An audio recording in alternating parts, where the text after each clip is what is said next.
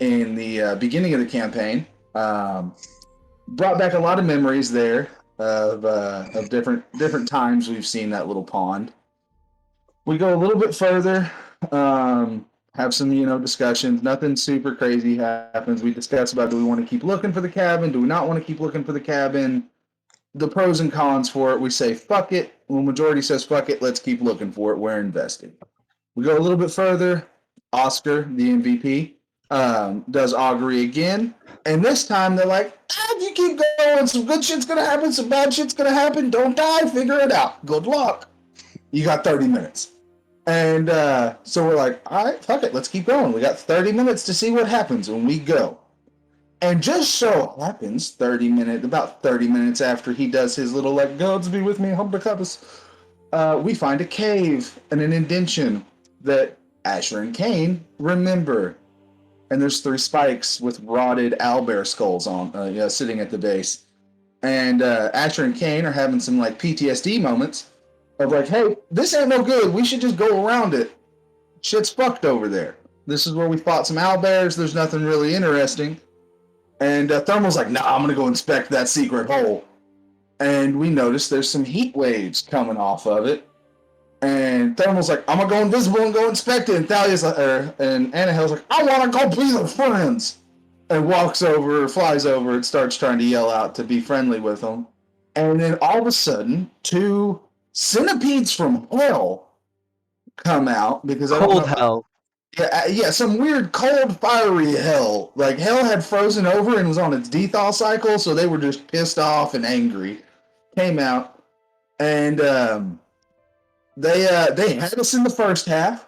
We really thought we were going to die. Everybody was looking a little fucked. We all were like, we should run, we should fight. We don't know what to do. Some gangster shit happened. We killed one of them. Really thought we were going to make a comeback. Anahel got back up, and Asher finally got to do some of his clericy shit and heal him. Thermal was the real boss there and just fucking waylaying shit with that pole arm, decapitating them and taking the fire damage from their blood and just bathing in that shit because he's a fucking 10-foot tall dwarf that don't give no fucks. Eustace found out that he really is useless in that fact, and why you don't want to just main one type of damage as a wizard, because he's like, oh, I got fire spells and it's just pissing him off, it's not doing nothing. Oscar had a really clutch critical hit, but he chose cold damage, and that's when we found out not only are these sons of bitches immune to fire damage, they're immune to cold damage too, so like all Oscar did is scratch the back of their neck, and Pissed it off. Shit, didn't even piss them off. You just inconvenienced the fuck out of them for 5 seconds. And we slaughtered the shit out of the first one when we focus fire on it. The second one is still there and angry because it's been chasing Eustace and Oscar around, and they're just like, Eustace is like, I don't want to die. I'm too pretty. And we finally get it, and Anahel comes back up, hits it with Spirit Guardians, and Oscar's like, I'm gonna be a badass, and runs over there and stabs it. And he hits it, and then old boy just turns and bites Oscar and kills him. Well, knocks him unconscious. He's taking a little dirt nap right now. And one health left. We had 1 health left, and I don't remember who got the final shot off on it, but we dropped that big bastard like a sack of potatoes, and then we were making a mad dash to Oscar to stabilize him and or heal him, and that's when the curtains dropped. Thank you. I'll be here till Thursday. All right. Thank you for that. Go ahead and give yourself a DM inspiration. I'll be here till Thursday. Like we should get I just want to point out that I just wanted to point out that somebody damaged at all. You're breaking up, by Caleb. some of our people. I just wanted to make sure it was clear that somebody made sure they could be damaged at all. Just wanted to point that out. That someone could be damaged I said at some all. gangster shit. I didn't remember everything everybody did, but yes, Anahel used her holy abilities to make them vulnerable. Oh, yeah. We fucked them both up. We fucked one of them up. Now you get an Anahel inspiration in addition to your DM inspiration. Give that one back. Speaking of inspiration, Can I give that check one journals, back? Frog? Say what? Did you check journals? Speaking of inspiration? I did not. If you wrote one, please give yourself a DM inspiration. I will read it after the fact tonight. Oh, I didn't know. I didn't realize there was. I don't know why it never occurred to me that there was journals for this table too. I I should do forget to that. write my journals now, and I because used to I'm a love big doing the dumb in the journals. head. I think we should get like 50 points of XP for my amazing rendition. Yes, in the form of a 1 DM inspiration. So You got it. You took all of it yourself. Selfish. Fuck yeah, I am a selfish bastard. All right, gentlemen. As that combat has come to an end, the light speckles of flurried snow wisps around the trees and into the indentation in the ground where these creatures have fallen, or this creature fell. The weakened body of Oscar breathing heavily, because Oscar, I believe you had 1 health at the time, right? I know. As soon as it was over, some like 2 people said they were going to heal me, but I don't think we ever rolled for how Actually, much. I see what your healths are now. So Oscar and Thermal can be seen on the battlefield, huffing and puffing as they're trying to, hand on knee, trying to push themselves back up to either a standing or a prone kind of a state. Annahel, you yourself have taken a decent beating during this, although not nearly as close to dead as everyone else is, or at least the other 2 that we just spoke about. Kane is Purple Demon Baby. Eustace, I went unconscious one. Yeah, but you have more health than everyone else at the moment. That's hurt. Yeah. Asher and Eustace, as you kind of oversee this battlefield, you see once again your teammates currently kind of trying to get their bearings and put their shit together. Asher, I believe you're still on the outer rim, if I remember correctly. I was at the edge of the indentation. Gotcha. And as you look around, and your passive perception is more than enough to suffice this detail. So, as you just kind of look around, the air is still outside of the the flurries kind of jetting down, and the breeze kind of kicks in. You'll get that little swirl kind of snow effect going through. The air itself, as that swirl passes past you, you breathing normally is perfectly fine, but as that breeze kicks in, as you exhale, you'll see a little bit of your breath wisp into the wind and also gets carried away. A snowflake hits you on your nose and cheek, and you just feel it slightly just melt on your warm flesh. You look around with your bow drawn, and you hear and see nothing threatening. I think the coast is clear. Can I cast Cure Wounds at 3rd level on You absolutely Oscar? 100%. All right. Oscar, you get 18 points of healing. I thank you, good madam. You just got up. For some reason, Chrome is playing through my speaker instead of.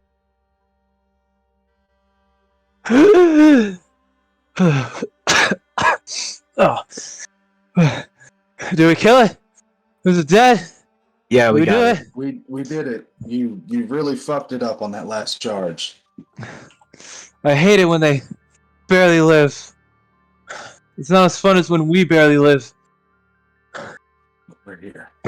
Wait, barely. Wait. What? He was talking Oscar about his last hit touches didn't his drop it, it chest. just barely kept it alive. And like a light emanates. Oh, and he heals This is a himself test roll, Frog. 6. Disregard that. And actually, you know what? I'm gonna use false life on myself. What does that look like for everyone else? So it looks like just a film of energy, like just appears for a moment and then disappears, like dissipates inside of him. And where did it go? It's in the spell section. Come on. Here we go. And Oscar gets 6 temporary hit points. Beautiful. Make sure that reflects on your character token, please. Yep. Eustace, you oversee everything that's going on as you see people healing themselves, getting their shit together. You see Asher on the other side of the basin, doing his Asher shit, making sure the coast is clear. Bo is still like visibly like he's up. He's on point right now. As you look down and around, Eustace, what's going on with you? Oh, the first thing I'm gonna do is, as I look to my left or whatever, I see like this slightest little scratch on my sleeve. I'm like, oh wow, dude, I'm getting kind of slow. Almost touched me. Whew. And then I'm gonna walk down to Oscar. I'm gonna ask him, hey man, you all doing all right? Never better. But there's one good thing to notate. We're supposed to be going to the Dwarven Kingdom, right? If I know anything about dwarves, they love materials that can be used to make good armor, and that thing took nothing from fire and ice. So that should be worth a pretty penny. All right, just give me. And he like sits down for a second. I'll get cutting in a sec. I just need to catch my breath. Cinder, are you okay? I need to catch my breath, Cinder. Awesome. Let me know if it makes some cool magic item. Asher's been overhearing him say, "Cutting it." Isn't there blood like causing thermal? Big guy, still looking up at him because he's like 15 feet fucking tall. Wasn't there blood like burning you when it hit you? Resting on his knees a little bit, just hunched over and like a little bit, and he just kind of feels like by his face where there's some pock marks from the blood. Yeah. Maybe don't cut it. No, I can cut it from a distance. I had a question. Does anyone have glass vials? I think I do. Because I have a committing war crimes here. You have mage hand, or you can grab stuff from afar because Asher doesn't know what mage hand is, right, Oscar? Yep. Could And he we makes his knife float up in the air. Exactly. Could we use some of your glass vials and your spectral shit to hold it underneath there and collect some of the blood? Because maybe I could dip like an arrow into them and use that to cause some extra damage whenever I hit stuff with it. If their blood's flammable, like causing fire issues, I don't know how this Probably shit melt works. the arrow. It'll only be on there for a couple seconds. It might be better off just tying it to the arrow. Oh, yeah, but I don't know how big of vials we got, Or if that doesn't work, we can at Why don't we least just sell it throw to the somebody. vial? Why don't we just throw the vial? Well, because I can hit people with the vials with pointy arrows from a lot further than we can throw them. Also, we don't know that the vials are resistant to blood. Well, that's why we try it one time. We see what happens. We're we only got a few. Only got a few vials. How do you know when we get to Mirladar? Jesus. Or Wild Mother. Sorry. Why don't I just take the money now?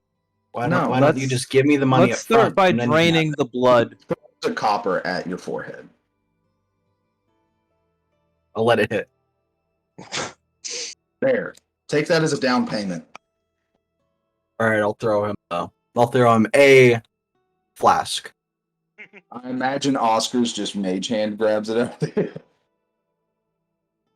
Oscar's distracted. He's currently using the mage hand to slice at the thing's neck to make the blood come down. All right. So what are you using the slice with?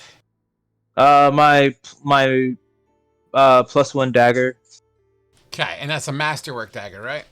Correct. That's the one that you kind of built it and fashioned it, right? Yep. Which is like a semi-sickle kind of thing, like a comma. Yeah, it was a sickle. I didn't include the remains of the sickle in my inventory for this one because I didn't know if it would be fair. So it's fine. It's cool. So with your +1 little masterwork dagger. All right. So I happen to have found a very interesting resource that we're going to use for the first time today. So on a nature check, first of all, let's do it this way. Are you harvesting for items? Are you are looking to harvest for meat.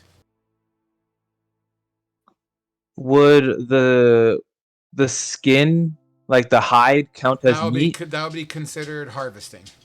Okay, then I would be harvesting. Okay, roll But a. first I would do the blood thing for him because he asked for it. Well, part of the blood is the. Just follow me on this, all right? Like, I know Okay. what your intentions are, right? So, I'm going to assume this is the first time you're cutting one of these fucking creatures up, let alone maybe even seen one. So, on a nature check, roll me a nature check. Let's go with that. Okay. Can I add guidance to it? Guidance absolutely Oh, will yeah, you help. got your own guidance. Never All right. mind. So nature, and boom. Oh, I got a nat 20. You got a nat 20. Are you serious? Fuck yeah. Yep. And so let me just add the The D4 just for shits the and gigs. D4. I got max roll in the D4. I got maximum possible. You I got got 26. my guy. That is awesome. Can I have a hug? Yes, give me a hug. No hug. I'm working, buddy. Guys, I harvest the shit out of this thing. I love you very much. But you know I gotta work now, okay? Okay. I love you. Oh. Go clean your room. Do your fucking homework. You better not. I'm gonna. Ooh. Sorry about that. All the different stages of dad right there. I love you, but If you clean your room, do your fucking homework. Listen. I'm working. Everyone, leave me the fuck alone. Last question. What? Okay, if you don't have homework, then fucking do your thing. Go. When have I ever stopped you? Shoo. He stopped you to tell you he didn't have homework. Can I go play video games? Sorry about that. I'm back. All right, so as your mage hand holds your +1 sickle and you begin to carve out in the shape's center mass, and as even though you make little spurts and this thick lava kind of consistency blood, as it dribbles off of the wound, it sizzles on the chitin itself and slowly begins to like go from a bright red lava look, and it slowly cools down and begins to harden almost as if it was lava rock, but that color of the lava rock, but still in a very thick liquid, begins to pour onto the floor. It sizzles the floor, and whatever snow is there obviously melts in a couple of inches around each of the impact spots. You're looking for certain things to collect, but as you say, hey, look, here's some blood, we could harvest that, but wait a second, you're getting deeper and you're getting more precise, and your blade is just slicing in the right spots. You start to see these chitin plates, and behind these chitin plates, you see a rib cage, and you're still slicing over, and even though you wanted to get the chitin, even though you wanted to get the blood, you are like a fucking surgeon right now. And beyond that chest plate and beyond that rib cage, these thin elastic-like rib cages, you see it. This red hot ball. A hot ball of hard, coarse flesh. It almost looks like burning coal. It continues to burn, even exposed to air. It goes.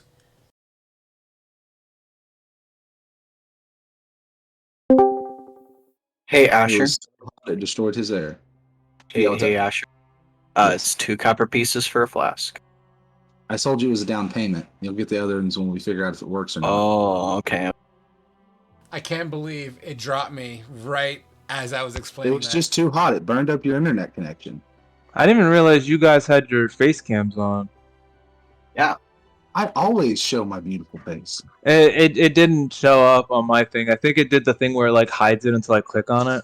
Oh, yeah. Lyra, I'm So- happy you're enjoying yourself, but chill out. Here we go. So, there you see. What was the last thing you heard? Burning ball of mass that is still lit even when exposed to air. Yes, and it pumps boof, boof, just once as it oozes more of this lava-like blood in its all directions. But your blade, although your blade does get scored, you do see little imperfections on your blade. Your blade is still good, but thematically and flavor-wise, your blade is indented and has like these cool burn patterns around the blade tip.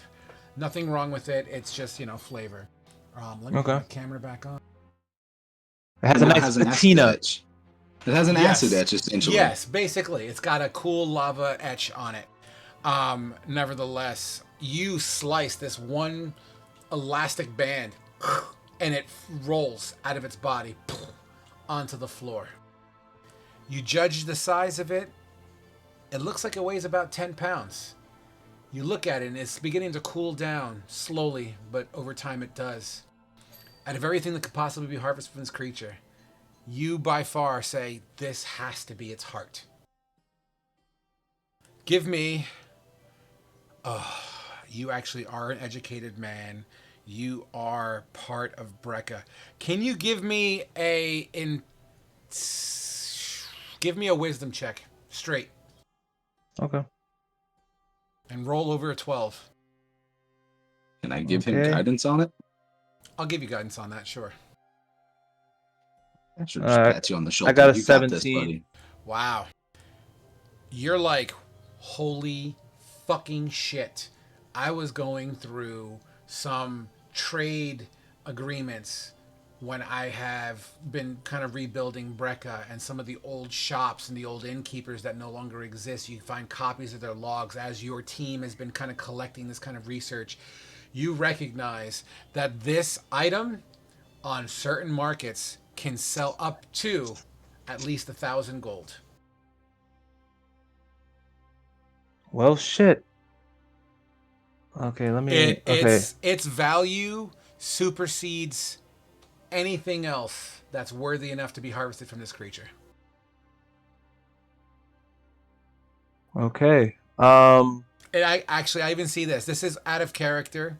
Arctic communities prize the heart for its continual life-giving heat that the heart gives off. Artificers value the heart for its ongoing energy that it can harness. So it will always produce heat. It does weigh 10 pounds. And even though it's not going to be, well, right now it's hot enough to burn your shit. But if you let it cool down, you will be able to transport it. But it will go against your weight class. So make sure you add 10 pounds of weight if you choose to carry this thing. Yeah, I'll Could carry it. we put it in one of the saddlebags on my goat? I'm actually I'm even willing to say you could probably use this as a heat source in cold conditions as you enter the mountains. Ooh. Should we go for the Okay. second one, dude? Come on, Oscar, go get another one. Oscar will use his mage hand to pick that thing up. Wait till it cools down a bit, and like he'll put it in like a little sack thing and like tie it on really quick. Now, because of the nature of this heart, yes, you'll be able to do that, but it's going to take time for this heart to cool down enough for you to do all that. So roll me a d4, and whatever you to see how long it takes. we'll see and that's in hours. Okay. 4 hours. Okay. Okay, it'll That's be cold fine. enough for you to pick up without burning your bags or whatnot in 4 hours. Okay. If anything else, I could always just carry it in the mage hand until I that believe happened. you can't because mage hand can only carry up to 5 pounds, I believe. Hey, Frog. What's I up? think it's 10. What if if we wanted to get the second one, could I designate the heart as a creature that I can see to be unaffected by a spell? And just Hold on, kind guys. of I think disintegrate everything else? I got the spell for this that I haven't used yet. All right, hold on. Let me do this one at a time. Were you being serious, Caleb, or was that like a I- joke? No, I can carry 10 pounds. half- It can just half and barely half. carry it. See if I could. I'm gonna say no because the heart's not a creature. The creature's a creature. But well done. All right. Okay, I guess I'll try to harvest the other one. So, okay, let me add this to my inventory before I forget.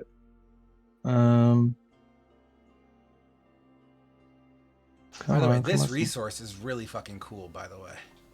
So, with him knowing what like the heart is worth, would that mean he knows what these creatures are then? I would go ahead. Yeah, I would say why not. With his successful Okay. nature check, sure. It's a Remoraz. I think, yeah. I think we talked about that yesterday or last time. But yeah, it's a Remoraz, I believe they pronounce it. Heat source. Would there be any type of like general knowledge on these things, or are these like super rare? I'm sure there's stories out there. You know, like On- the Kraken. On Alright, a real separate quick, note, Frog, What's up? look up the monster in D&D Beyond, there is a little speaker right next to the name in their character the phonetics. entry. Yeah, and it'll tell you how it's pronounced if you. Oh, that's cool. Cool. I like that. All right. So Oscar Oscar leaves the filleted thing down. He's like, you guys can grab whatever else after once it's done cooling down. It looks like it's gonna take a while. You might want to take the head since it could prove that we killed these things, and those pincers were strong as hell. So do what you want with it. You already harvested it. I gave you the heart. This says like a harvest table, right? So that's that's the only thing that you can get for that. So you can roll another harvest for the other one. I'm okay with that. Okay, then I'll do based that. on this DC. You Okay. basically do exactly what I wanted to do, except you don't know what you're. But you disintegrate everything else other than that one thing. I see. Okay. Now here's my question. Since I rolled so good on the last one and on No. the wisdom thing, damn it. All right, guys, I tried. All right, so I'm gonna do this. I can give guidance. Yep. Okay, so now I will roll another. It was nature, correct? Nature. All right, and oof. And then Plus, I got a 9. As your blade tries sinking into this one, this creature is significantly more banged up, and a lot of its blood has kind of poured all over its chitin. The chunks and the chinks that are out of it, and the damage it's taken, you are unable to harvest anything of value that's worthy enough to keep. Ah, damn it. Ah. I was looking Since for he a already- I was looking for a 10 or better.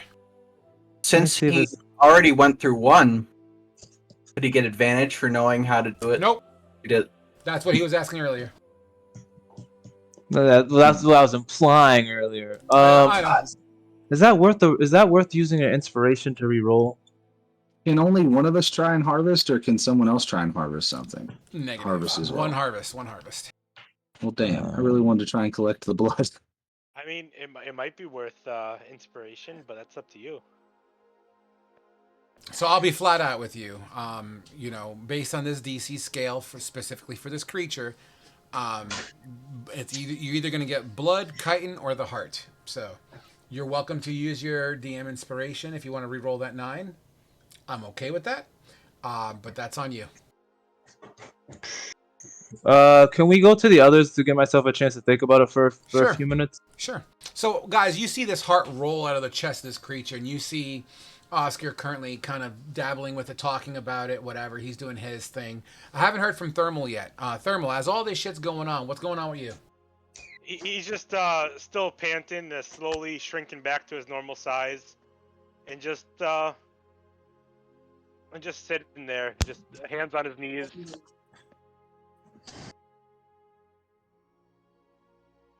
And Hal, Yeah, what do you want to do? I want to take a nap. You want to take a nap. As you explain to the rest of the party how tired you are, and you think it'd be a wise decision to maybe rest up for a hot minute, Oscar goes, Eureka! I remembered something that I didn't do. Remember, I have an additional bonus to when I'm collecting materials. It's a +1. So that makes it a 10. I kind of do remember that because of the book you studied or something like that. Yep. All right, so on the second creature then, making that a 10, here's what you gain.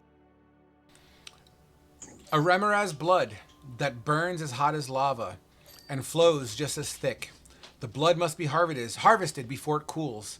The blood is often used in potions that protect against the elements. You get... How many vials are you guys contributing to this? There is a certain limit. I have a herbalism kit, so I probably have like 3 or 4 of them.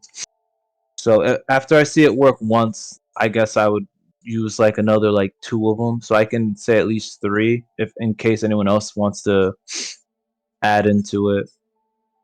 So you got the one already that I had already given you. I can Mhm. contribute another one. Does anybody else want to contribute any? I don't have any others. That's why I was asking if anyone Do I else have a had normal flask? I might have a normal flask too. It looks like vials are the way to go with this, as vials are designed to contain these types of these things in Okay. general. A flask will probably burn right through. Okay, I'll then. contribute a second. Okay, so So is that I can 5? you can get 5, yeah. Okay. You get it. Each vial is worth 3 gold of components. Right. All And right. So Oscar they will hand those they over. each weigh 1 pound.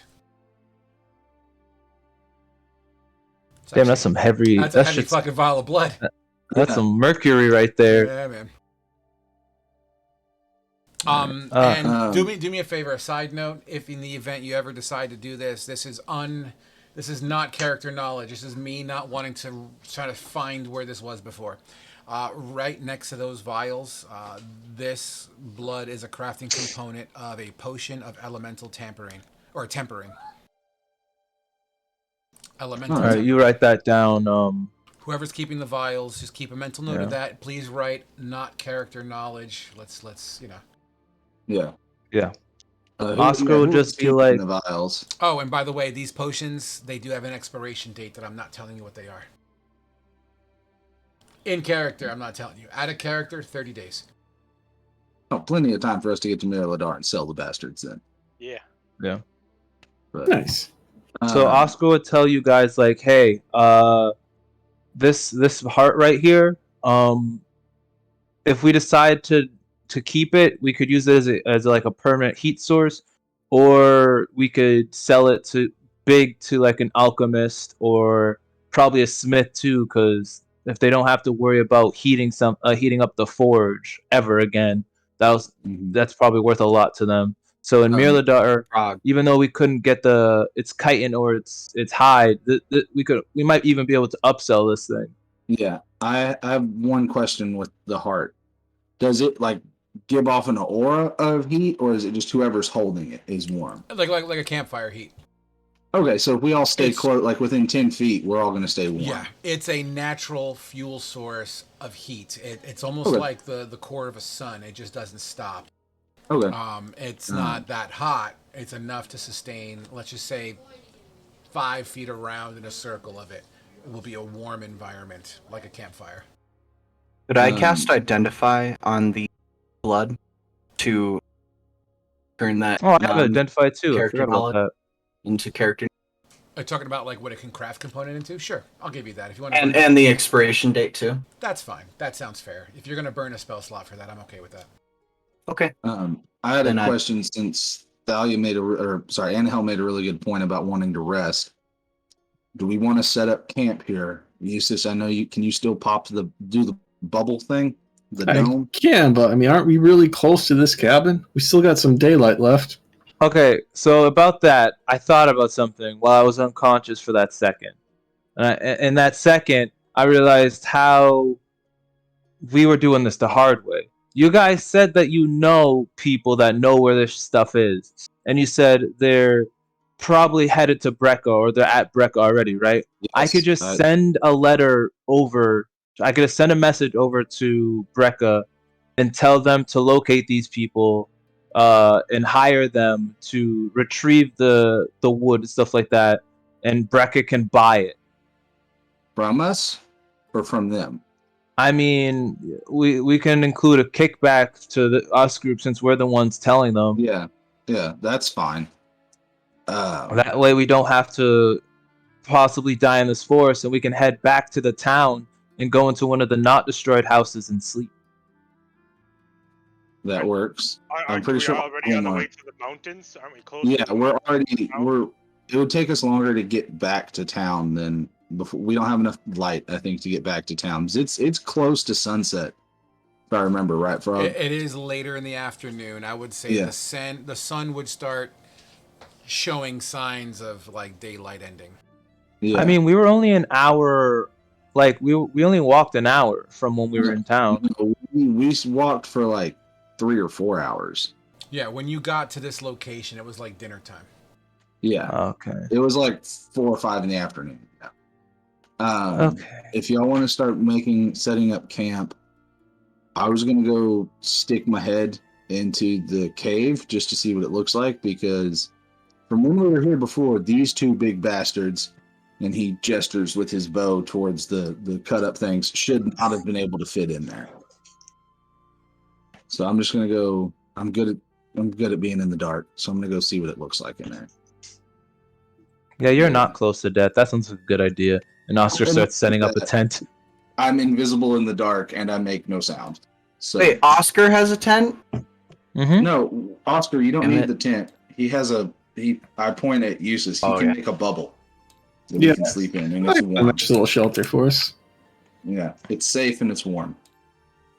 And then I'm gonna go fuck off to the. Oh, first thing I do is once everything's like calmed down, I whistle for Jaeger to come back from hiding because he was hiding whenever all this shit happened. Jumps up on your chest, claws in your chest piece of armor, holding its Yeah. body weight up, and begins to try to pull himself up. I pick him up and I scratch him on the head and I'm like, "Good boy, you did such a good job." And then I set him down and I'm like, "Hey, Thermal, can you babysit my cat?" And I push this fucking You have a cat? saber-toothed toward. I have a saber-toothed tiger, What the like fuck? a small one. It's a small one. It's a small one. It's only about the Wait, size of. is that like, one of the baby saber-tooth tigers that we saw before? Yeah. Oscar's like, And- I remember you, you little shit. And Asher pushes his, like 30-pound kitten towards Thermal. I try to pick it up. Just for my own personal amusement, roll me an animal handling check. Oh, I'm great at these. Not really. Oh, 11. Yeah, it doesn't know you that well. It kind of puts its claws in you, might pinch a bit, but outside of that, everything's fine. Asher's just like, "Jaeger, play nice," and in like a dad voice, and then walks off. Do your homework. Just carrying the cat. Let's go lay down, and I lay right next to the heart with the cat on my chest. The cat would absolutely enjoy this warmth and try to make it the best out of it, curling down, spinning into a little ball of fur. Absolutely. So, before we go with Asher going into the cave, anybody want to do anything out here?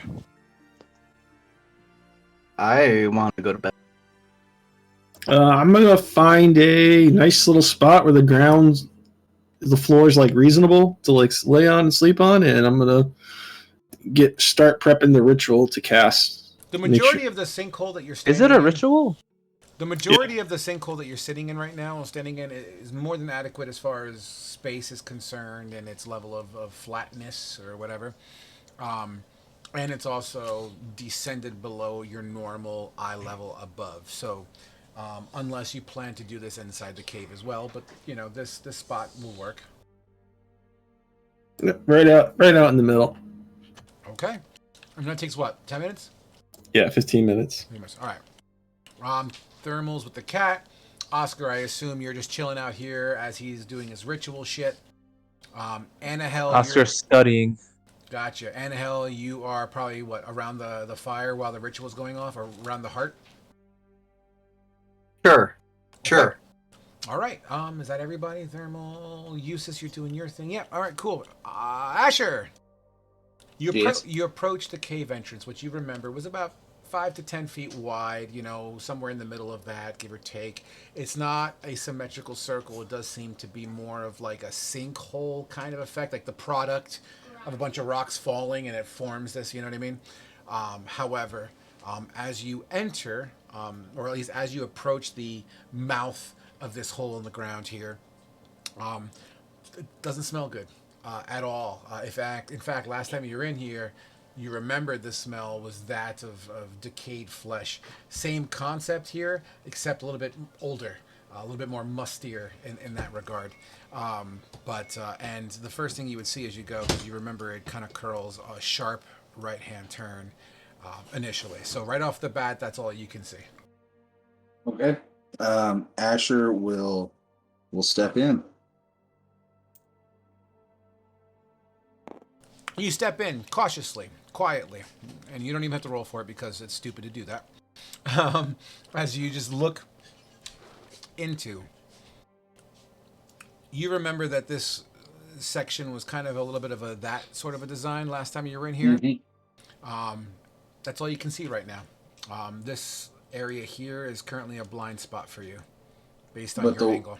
the wall is still right there. Right? Correct. The wall would still be right there. You do still see bedding, fur, pellets, some bone and debris in this squiggly white area here. You remember that's kind of the old owl bear nesting locations. Although it doesn't seem to be recently maintained, meaning either A, owl bears don't live here anymore, or B, something has scuffled through and destroyed a good chunk of that. All right. Well, Asher knows the owlbears aren't there anymore because he helped kill them. He is going to go around and pie the fuck out of this opening and look through to see what's this way. There actually does seem to be an extension tunnel. Now, mind you, all this construction, I'll change my color pen just to give you more understanding here. Everything in the blue circle is a product of that cave-in, right? Yeah, it's what Asher remembers. Correct. That's the cave-in area. The new white outside of the blue here seems to be tunneled. It's much more a deliberate construction versus accidental. Okay. Can I see how far, like, so it does that, like, S bend where I can't see all the way down it? Correct. And I'm assuming, see that it's big enough for these scuttly little bastards to move through. Correct. Does it look like it's a similar size to the hole that we saw in Beaton? Or the tunnel? In your current location, the answer to that would have to be no. There does not seem to be similarities. Was the one in Beaton bigger or smaller? Bigger. It was much bigger. At least double the size of the current tunnel in front of you. In fact, the tunnel in front of you, I'm not going to say it's smaller, like you have to squat, but it'd be head to toe. Like you have just enough room that if you were to stand straight, you would feel the roof of that. Yeah, I got you. I got you. But on the other one, I could have stood up and you could have done jumping jacks. Okay. That Asher, this is all inner monologue, but Asher's Correct. just like, that's concerning. Wild mother be with us. What abomination is out here? And I'm gonna look around, and then I'll move to kind of see if there's anything past, like, right here. Sure, go ahead and move your token. As you turn and my head is on a fucking swivel. 100%. Obviously, at this point, sunlight is non-existent, which doesn't really matter for you, but that's okay.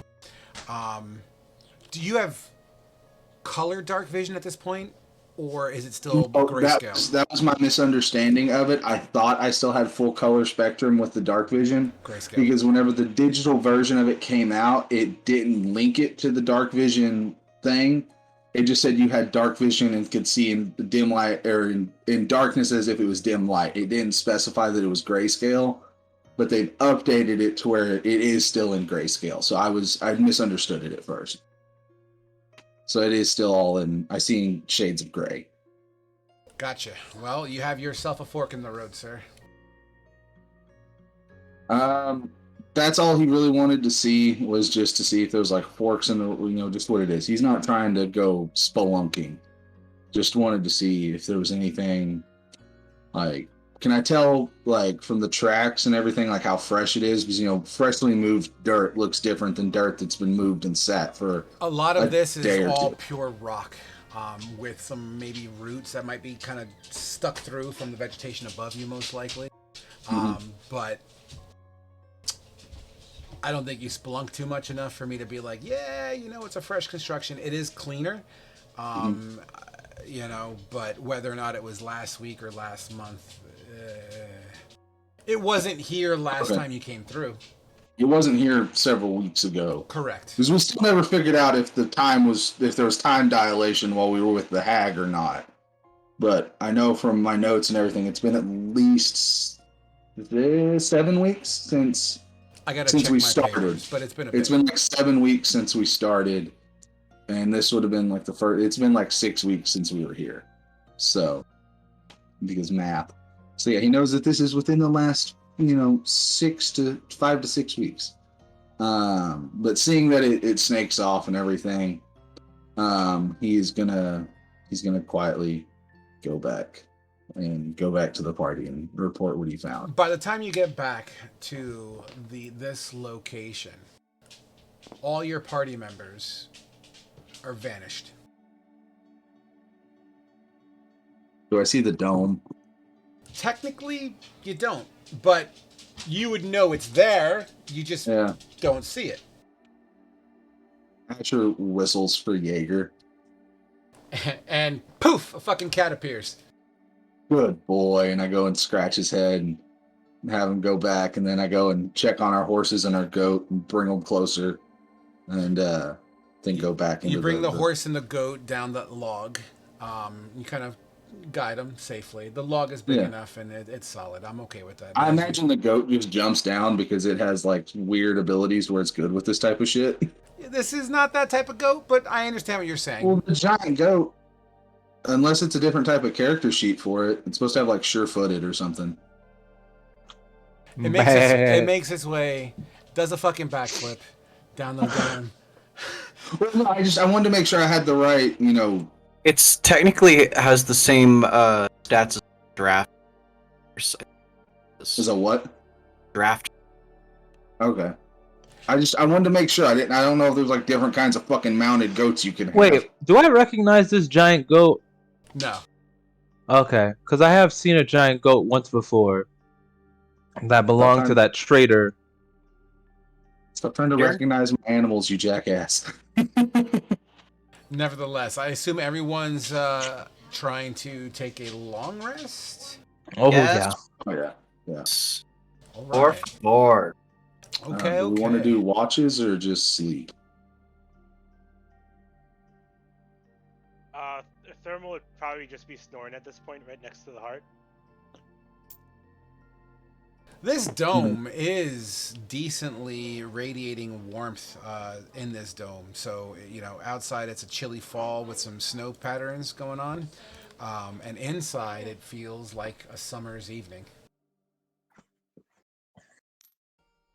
Asher curls up with his cat and goes to sleep. As time passes, day or dusk turns into civil twilight into night. The clouds kind of whisk away, revealing starry night. The moon slowly cresting across the sky as the hours pass. Everyone roll me a everyone tell me what your passive perception is. 21. 19. Oh, sorry, 10. Never mind. 13. 14. All right, so basically everyone but Thermal, because Thermal, I guess, is at home in this situation.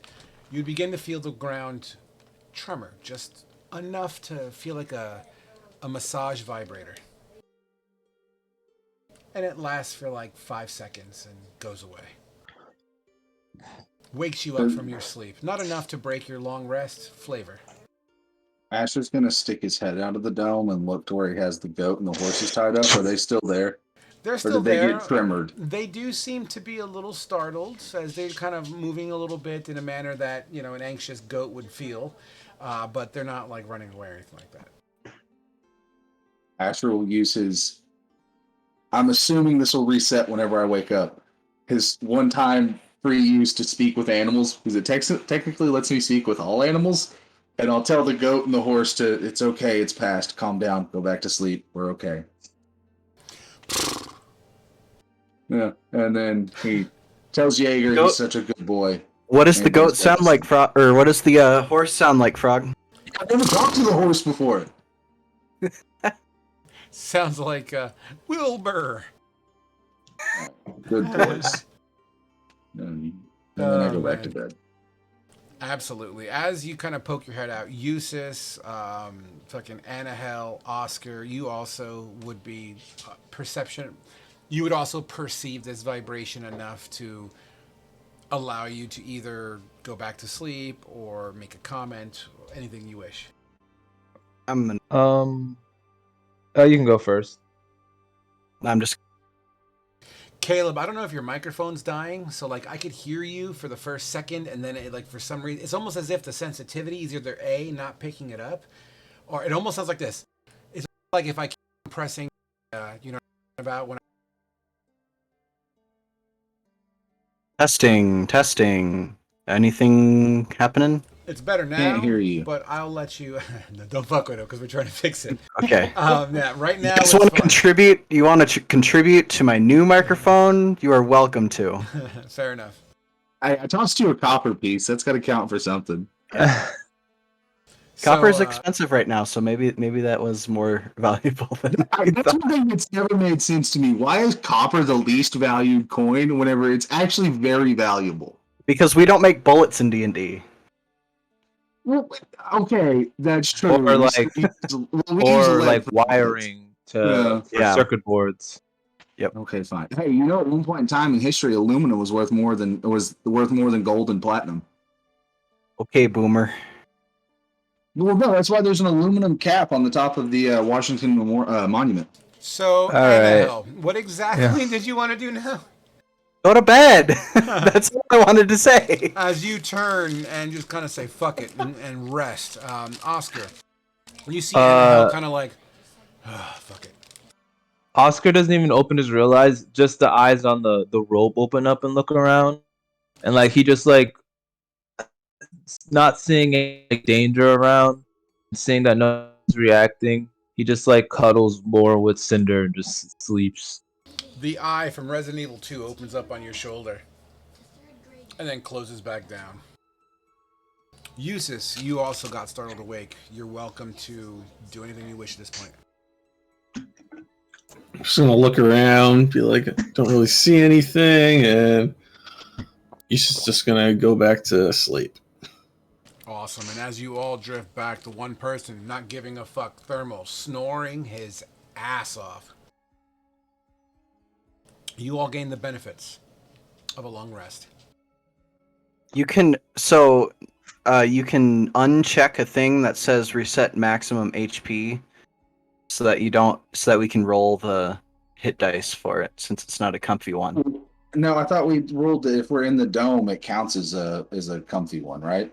Since we're completely protected, It's there's nothing can exit it. if we sleep in there and get a full night's rest, it's we roll a 10, and that's our temp HP. Yeah, we get temp HP and we get a full. It's like a full night's rest or whatever, where we get everything back and our health. Correct. Regain all hit dice, recover all spell slots, recover from all points of exhaustion, gain full rest boon.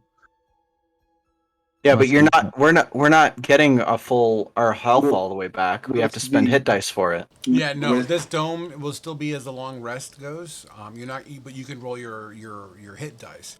If you are in a town and you're spending like the full day to rest and you're like protected, then yes, I'm willing to make that argument. But this dome is giving you the temp HP. All right. So I have to roll hit dice. Oh, never mind. It didn't let me do the hit dice thing. What do we roll for the temp HP? Is it a D10 or a D12? D10. All right, I guess I'll roll that first. And that temporary hit dice that stays with you until you lose it, unless you get another one on top of that. Then you. Just I can recover more than that with my ability, so I'm just going to use my ability for that later. Roger, and that's perfectly fine. All right, now let me roll hit dice. So, if I use like half my hit dice, do I recover them or what's the timing for that?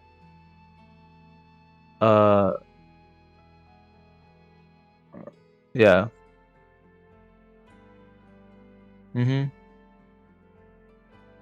Yeah, but for the long rest one we're doing right now. It's up here. Well, what I'm asking is because it says spend hit dice. So does the hit dice? You regain half your hit dice on a long rest. Okay, so it happens after. Okay, cool. All right, so let me roll my d8. All right, so I'm pretty low. So how many hit dice did you have left? Before I didn't spend any. Gotcha. So let's say you have 8. You use all 8. You gain 4 at the end of this long rest. Yep. Yep. All right, let's roll this and see how it goes. So it's this plus 6. So that's 20. Okay, yeah, I'm okay with that. Okay. So I'm back up to full. And then let me re-roll because that expired. You guys ready? I'm ready. I'm picking out my spells, but yeah, we can go on. Yep. All right, beautiful. Carrying on. Cool. I'm at 7. It's funny, I tell my kids to go away, but when I want a glass of water or some orange juice, I say, "Give me some orange juice!" Just wake him up. All right, team. Here we go. All of you passed out through the night. The sounds of heavy hooves slam the ground. Almost like an alarm clock, as if the goat was saying, "Wake the fuck up." You all wake up, yawn, and stretch. Pretty much at the same time. Take it away, team.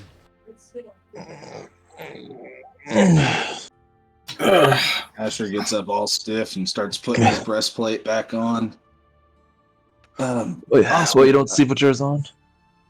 No, it makes it harder to sleep with armor on. And in my world, if you sleep with heavy armor on or anything like that, you also get a point of exhaustion. Is it only heavy or? I think the only armor you can sleep in, even with D&D has rules as written, is light armor, unless it I has see. a specification. Oscar loosens his armor when he sleeps. Fair enough. Oscar, you're a intelligent person that knows about magic stuff, right? I do know about magic stuff. Yes, I wouldn't really. I study a lot, but I wouldn't consider myself particularly intelligent.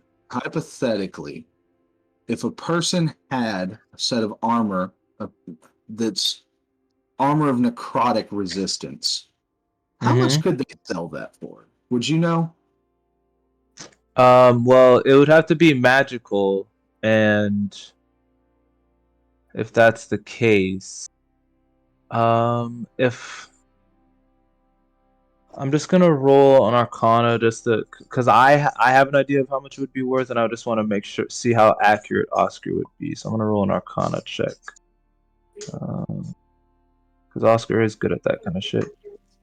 All right, so an 11. All right, so Oscar would be like, well, it's magical, so it doesn't deteriorate typically, and it does allow you to resist damage, and given where we are, necrotic damage isn't as rare as it would be in other places, with all the undead and whatnot. I'd say it's probably worth more than your typical magical weapon, like base magical weapon. If I was to try to sell that, I'd try to sell it for at least 1,500 gold, if not more. So my breastplate could be worth a lot of money then. Well, yeah, magical armor is even it's worth more than magical weapons typically because it protects you, and armor that doesn't deteriorate is very valuable. So I'd say, like I said, at least 1,500 gold, if not more, because I would usually consider a magical weapon to be worth around 1,000 gold, something like that. What are we talking about? Asher was asking. He asked Oscar how much he thought his magical breastplate was worth, and Oscar gave him like a quote, like off the top.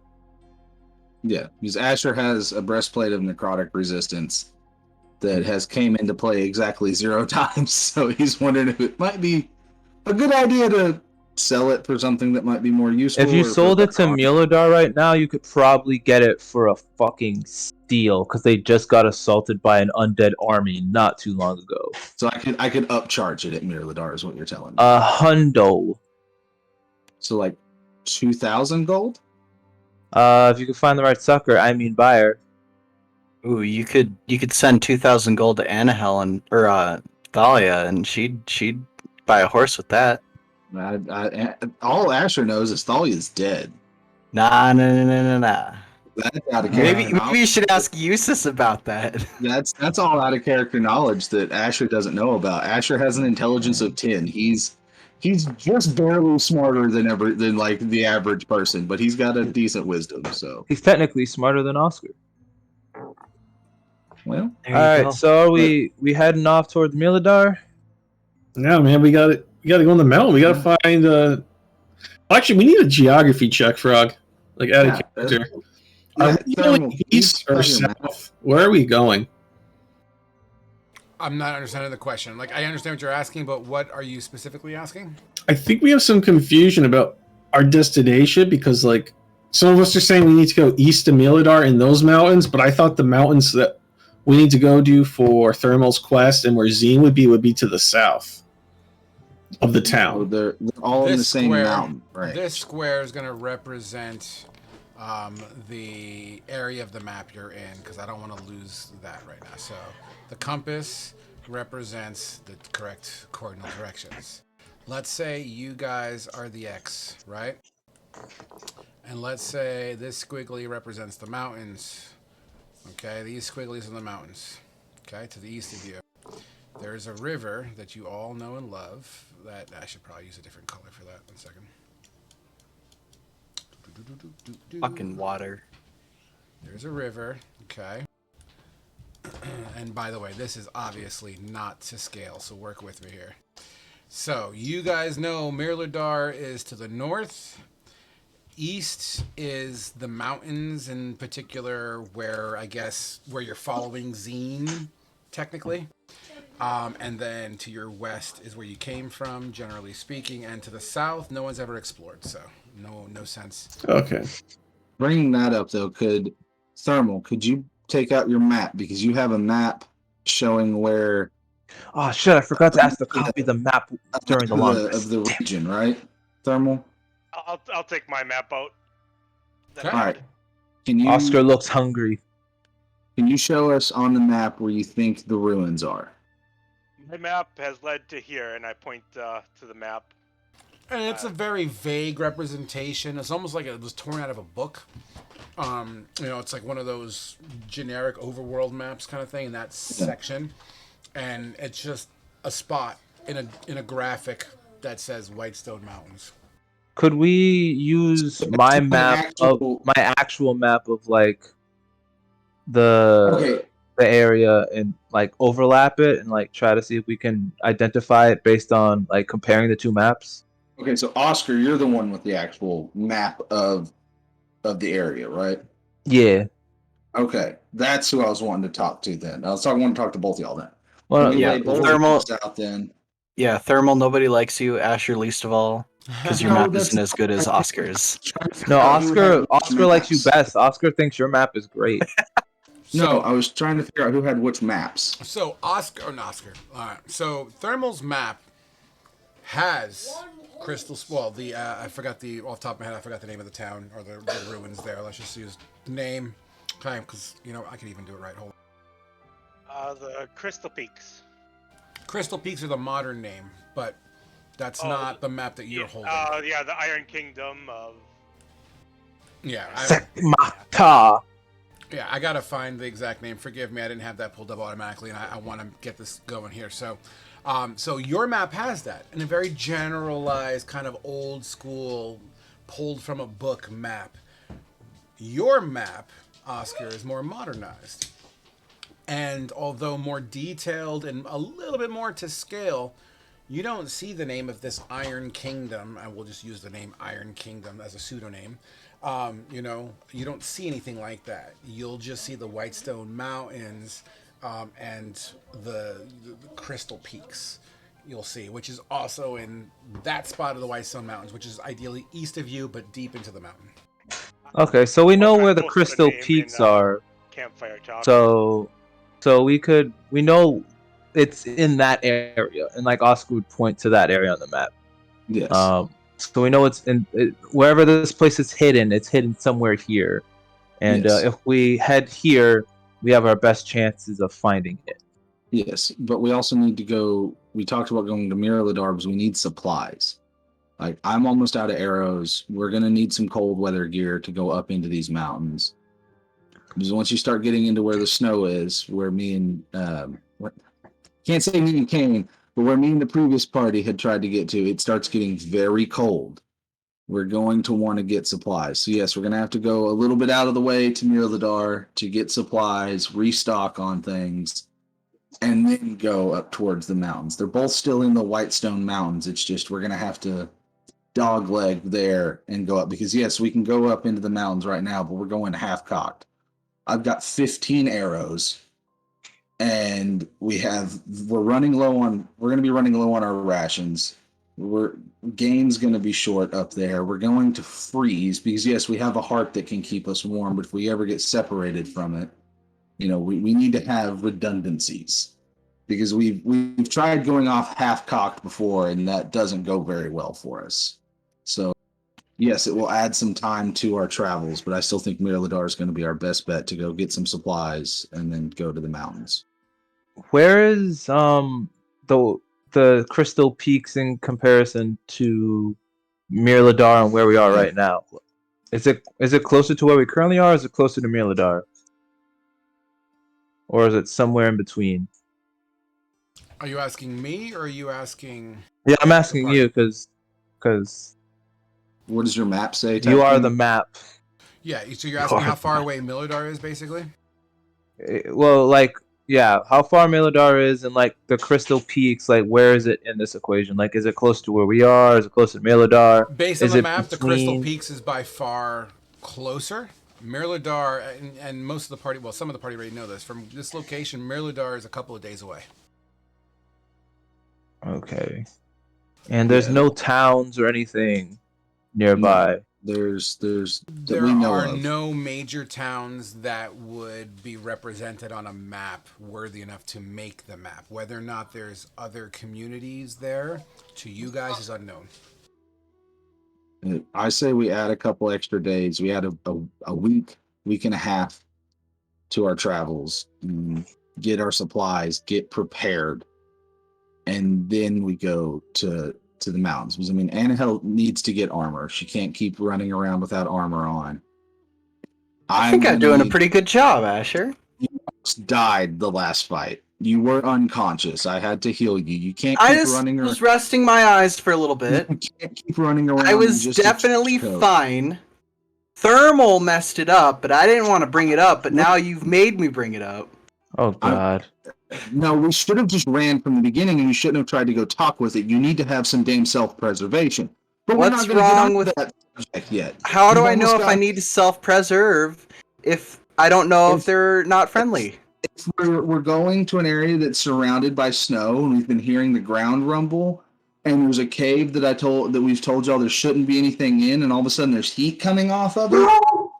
It means that it's warm, it's nice and cozy. That means there's something there, and we don't know what it is, and we should go around We should it. find out. Yeah, and we can find out without yelling, "Hey, how's it going?" That doesn't always work. Try and think about self-preservation before we just start trying to talk to everything. What if they're nice people and they find us sneaking around their camp and we didn't say hi first? I'd rather be found rude than found dead. Exactly. But we're getting off subject here. How did I end up with the rude party? We need supplies, is what it comes down to. I'm running out of shit. Annahel's running around half naked. We all are going to need food and warm clothing to go up there. We have a giant goat and a horse, and I think a pony between us. Annahel leans over to Oscar and says, "He likes me half naked." No, I do not. You didn't hear it. You didn't hear it. Oscar's gonna make an insight check. And I say we add a few He's extra got a days. 14. Go to Mirador. He like looks at Annahel. He's like, he might, but is it worth it? That's the thought that Oscar has in his head. Thermal will just bring up. That's if they let me in. They'll probably let you guys in, but I'm a different story. They've let tieflings in. I'm sure they'll make an exception. They were just decimated by an undead army. I'm sure they're not that picky on the people they let in, especially whenever we say we have money. Plus, if I remember correctly, Buffoons, which I know is not his actual name, but I call him Prince Buffoon, at least in unpleasant company like this.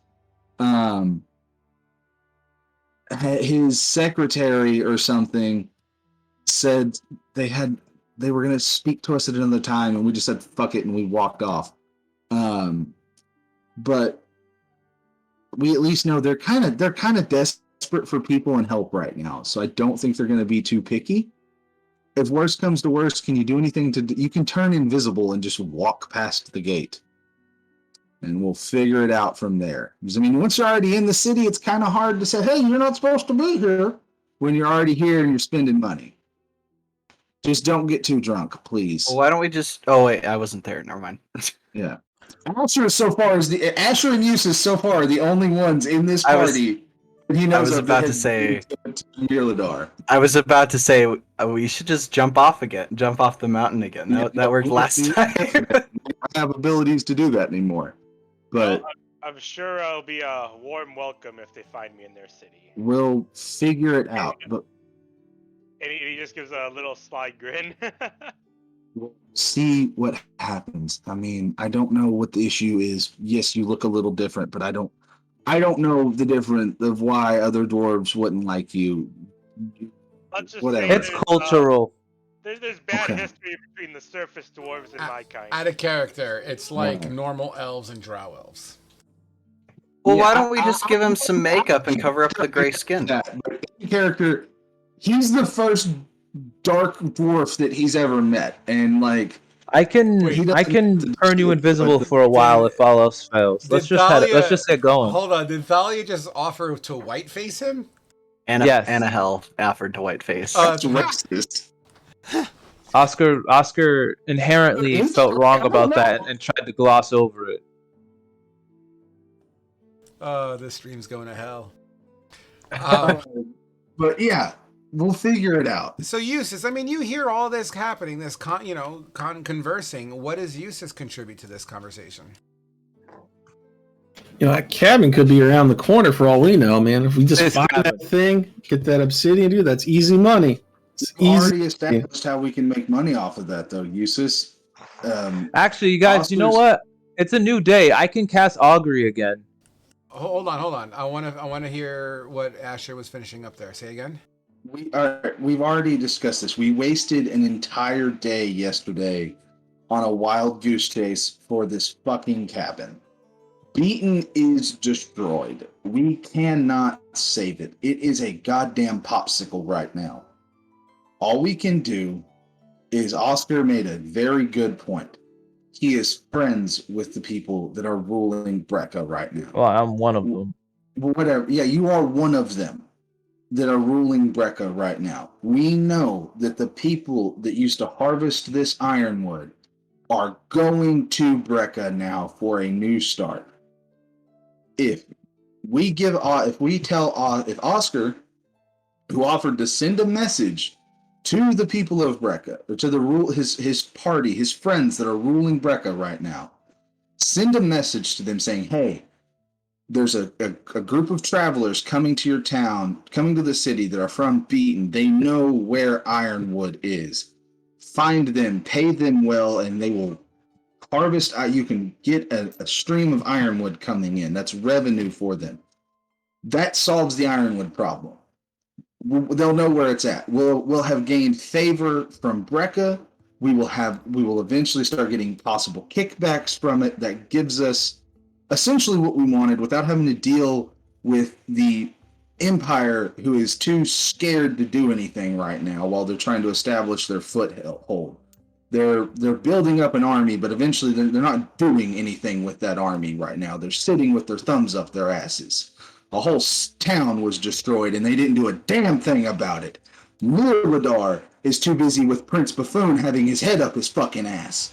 Right now, the only ones doing a goddamn thing are us and Brecca. So fuck finding the Ironwood to give to the Empire or to the fucking dwarves in the mountain. We're going to give it to Brekka. They can do something with it. The Empire can fuck off. The dwarves can fuck off. And we're going to go save our friend and figure out what's going on here. To hell with wasting more time on this damn cabin. It's been a waste of time. As you say that to Eustace, you're welcome to reply. I mean, we built our home 5 minutes away from the Empire. You know, We built a home out of convenience in Bestow. We didn't swear allegiance to the Empire. We didn't swear allegiance to anybody. We don't owe any of them shit. They haven't done a damn thing to help us. We had to pay and work on building that house. They didn't give a shit. We don't owe them anything. I just want to be the angel, the like little consciousness in Asher's head that reminds him, what would Thalia do? What Thalia did got her killed. Okay. So I saw that coming. Okay. Yeah. Asher is not Thalia. Asher is not a paladin. He's being pragmatic about it. So point of reference. All right. Point of reference. This is all common knowledge to many of you guys. So I put a couple circles on the little mini map, right? So where I put the compass, that compass is over the area of Bestow. This is Beaton. This is Mirladar area, and this is the Brekka area. Just so we're all on the same page. Yeah. Continue. So far to Asher, Brekka is the only one that they have a viable way of getting help from, or getting something from. He's already tried to get help from Mirladar, and they got jack shit. They got the deal they had originally made got twisted and was useless. They tried to get help from the Empire, and the Empire said, we'll get to it once we get through with all of our other fucking meetings. They didn't care about people dying. So far, Oscar has been the only one that is like, hey, I can get Brekka to help you guys. Brekka is the only one trying to help fix this situation right now, to Asher at least. But at least supply them with aid. So he said to hell with all the other ones. They're the only ones that are going to try and help in this situation. And be useful and not sit in their fucking ivory towers right now. And that gets all of our ivory towers got destroyed. Exactly. But this also gets us on our feet again to get moving. You know, Brekka is rebuilding, and they have people that have seen what it looks like to lose everything. So they have motivation to come and rebuild things. They're wanting to establish stuff. And the more time we waste on trying to find this ironwood to give it to the Empire, who might help us, who might not, who fucking knows? We can't trust them. But wasting more time on this damn cabin just puts us more and more behind on when we already need to go and spend time getting supplies, to get ready to go into the mountains, to rescue Zine, to find Thermal's lost Horde. city. That Stuff that's going on up there. That is where we need to go, and this is a side note that is taking too fucking long. At the end of that, Thermal will speak up and to prevent my town from becoming like the one we passed. Exactly. We have more pressing issues than trying to find some damn wood. All right, but it's easy money. We already have the supply setup of Oscar. So Oscar will say one more time, like we could check for 30 more minutes. I can cast Augury again, and if we don't find it in that 30 minutes, it's a fresh day. The spell won't be encumbered by anything else. I won't be able to use it on anything else today, but I can cast the spell. If it says, if I'll point in a direction and I'll say, hey, if we go this way, will we find the shack or the place you're looking for? And if it's positive, if it's just positive, we'll go for it. If it's not, then let's just drop our losses and try to trek down to Mirladar as quickly as possible. Try to get there. We don't sound good. So you're doing your augury again, you said? As everyone agrees, I'm like, as soon as I cast it, we'll only have 30 minutes, and if it's positive, we'll just start going. Sounds good? Has everyone got their stuff ready? Got their... All right. All right. So, do you need me to post it again, Frog? Or I'm reading it again here as we speak, and it's literally I just give you the answer. Right? There's no roll on that if I remember correctly. yep. The Okay, only so which way are you pointing? North, east, south, west, northeast, southeast. What? which direction does it is the forest the like? You know what? I'm gonna. So this is beaten, right? Right, the blue Yes. square, and where our token is. You're generally in the Uh, area token. Yeah. If anything, let me make okay. it bigger because this is not a well. It's yeah. You All right. guys know that you're So in this general area. okay. So we must have gone this direction. Like we only went straight. So officer's gonna point like diagonal because it can't be too far from Brecca. I mean from Beaton. So officers, you see where my hand is right here, the one I that's do. moving in a circle. I do. Oscar is gonna indicate in that direction, since that is, another potential like direction point that it is not terribly far from Beaton, that we didn't go. And I was gonna point in that direction, and say, if we travel within 30 minutes, will we find it if we go that way?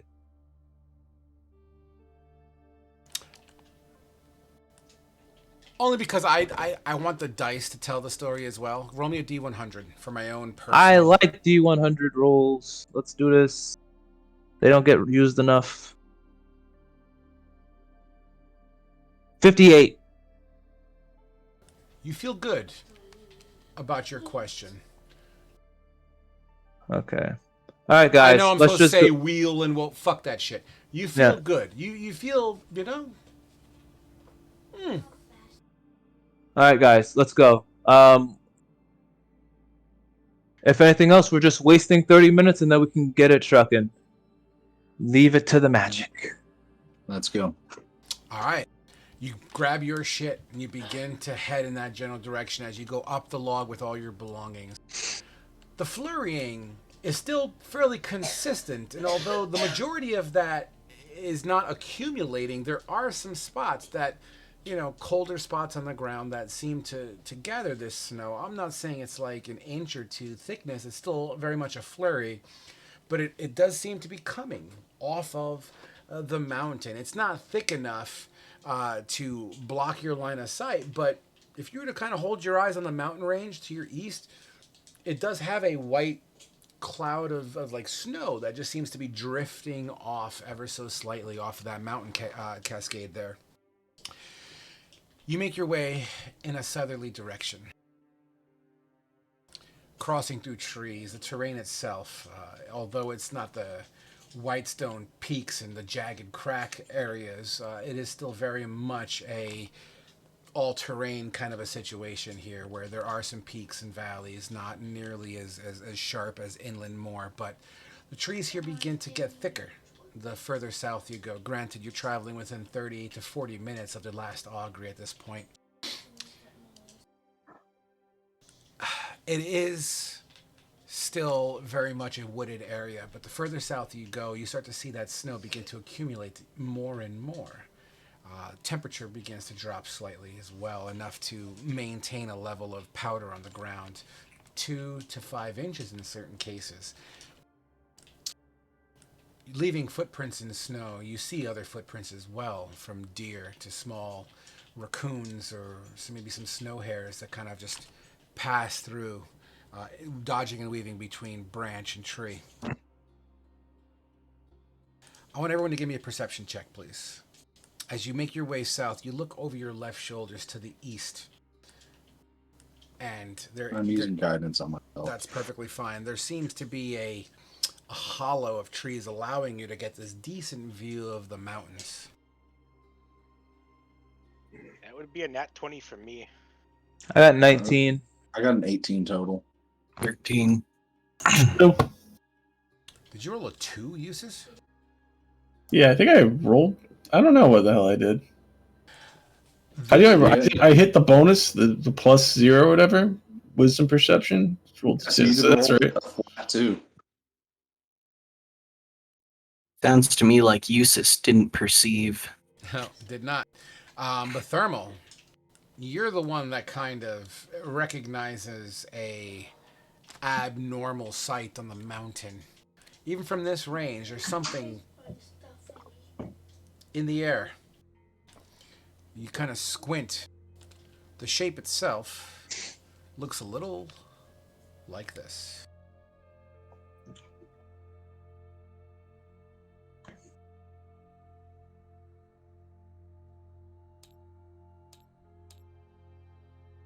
Oh.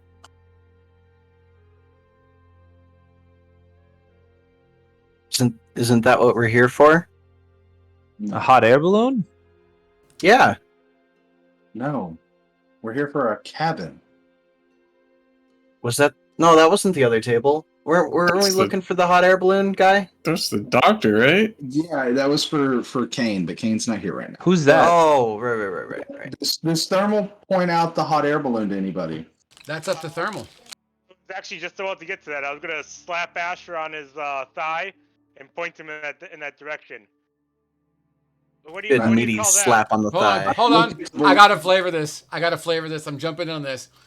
As Thermal tries to get your attention by slapping you with a nice, forceful pop, you feel a sting mere inch and a half away from the head of your dick. Watch it. And I look up to where I'm like, what is it? And I guess I look where he's pointing, and I see the balloon. Right? Do I still see the balloon? Yeah, he has. You have to focus your eyes on it. You, by far, the most keenest of the bunch. Yeah, you would recognize the shape, having seen it before. I told my previous people they're all fucking dead or gone now. I knew there's a fucking hot air balloon. I forgot because no one fucking believed you last time. No, because me and Kane saw it and no one believed us. And Kane's not even fucking here for it. It would really suck that Kane did want to talk to the guy, right? Yeah, Kane did want to talk to the guy. By the way, this is decent ways away. If you went east as opposed to south, you would be much closer. But this is literally a blip in the horizon. I was about to say it'd be really, really sad if if he missed out on it, the thing he wanted to do. But Asher has that moment of like validation, and then he gets kind of sad and quiet as he remembers everyone else that was involved is gone. Is there anything worth grabbing from that hot air balloon? What's going on? I've seen it once before at a distance. But that was Was Annahel with you when we saw it? No, that was with Thalia. That was back at like our third or fourth session. It was really early. Early. Yeah. From what Thermal remembered, apparently it's a master craftsman dwarf. Yeah, and he could fix Kane's eye. Point of correction. Situation. Right. Not a dwarf. Point of correction. Oh, sorry. Yeah, I don't remember what they said he is. Gnome. Oh, gnome. Yeah. A gnome. Did he also give you his name? Yeah, he gave you his name. I believe. Oh my God, my own character. Tip of my tongue right now. Yeah, and I didn't write his name down. Edgar told you. Edgar told you what this guy's name was. His name is Gregory. Gregory, that's right. That's Gregory's hot air balloon. He can fix Kane's eye thing, but Kane's not here, so we don't know about any of this shit. Yeah. I should just have a vague memory that guy's important for something. Gnomes are usually pretty good crafters, especially the kind we have down below. Has it been 30 minutes? Niblin? Yeah, have we stumbled upon a cabin in the woods? We're getting there. As you make your way continued south, passing by the hot air balloon, which, by the way, no one asked which direction it was floating, so that's fine. Yeah, which direction was it floating? Oh, okay. We had too much shit going on. From your angle and perspective, if you give me a decent enough...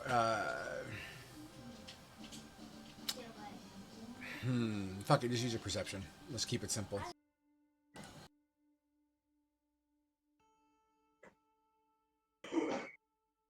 That would be a 17. 17, to you, it looks like it's going northwest. Is that the direction of Mirladar, or like it's leaving Mirladar?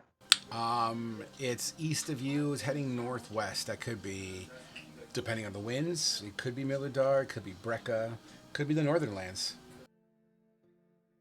You know, the Holy Empire area. Could be a vast array of that direction. Okay. Nevertheless, you head south. You find yourself in a clearing. Trees on either side of you. Indentations in snow. As if it was a traveled road or trail. Wide enough to be able to wield or yield a carriage or a buggy of some sort. It's also fairly flat and traversable outside of the vegetation on either side of you, which is very, very thick pine and trees, which accumulate a significantly more amount of snow. It twists, and the trees are thick enough here that they actually block line of sight into the trees as you stand on this road, let's call it. It does twist and turn, and as it S-curves around one of the humps.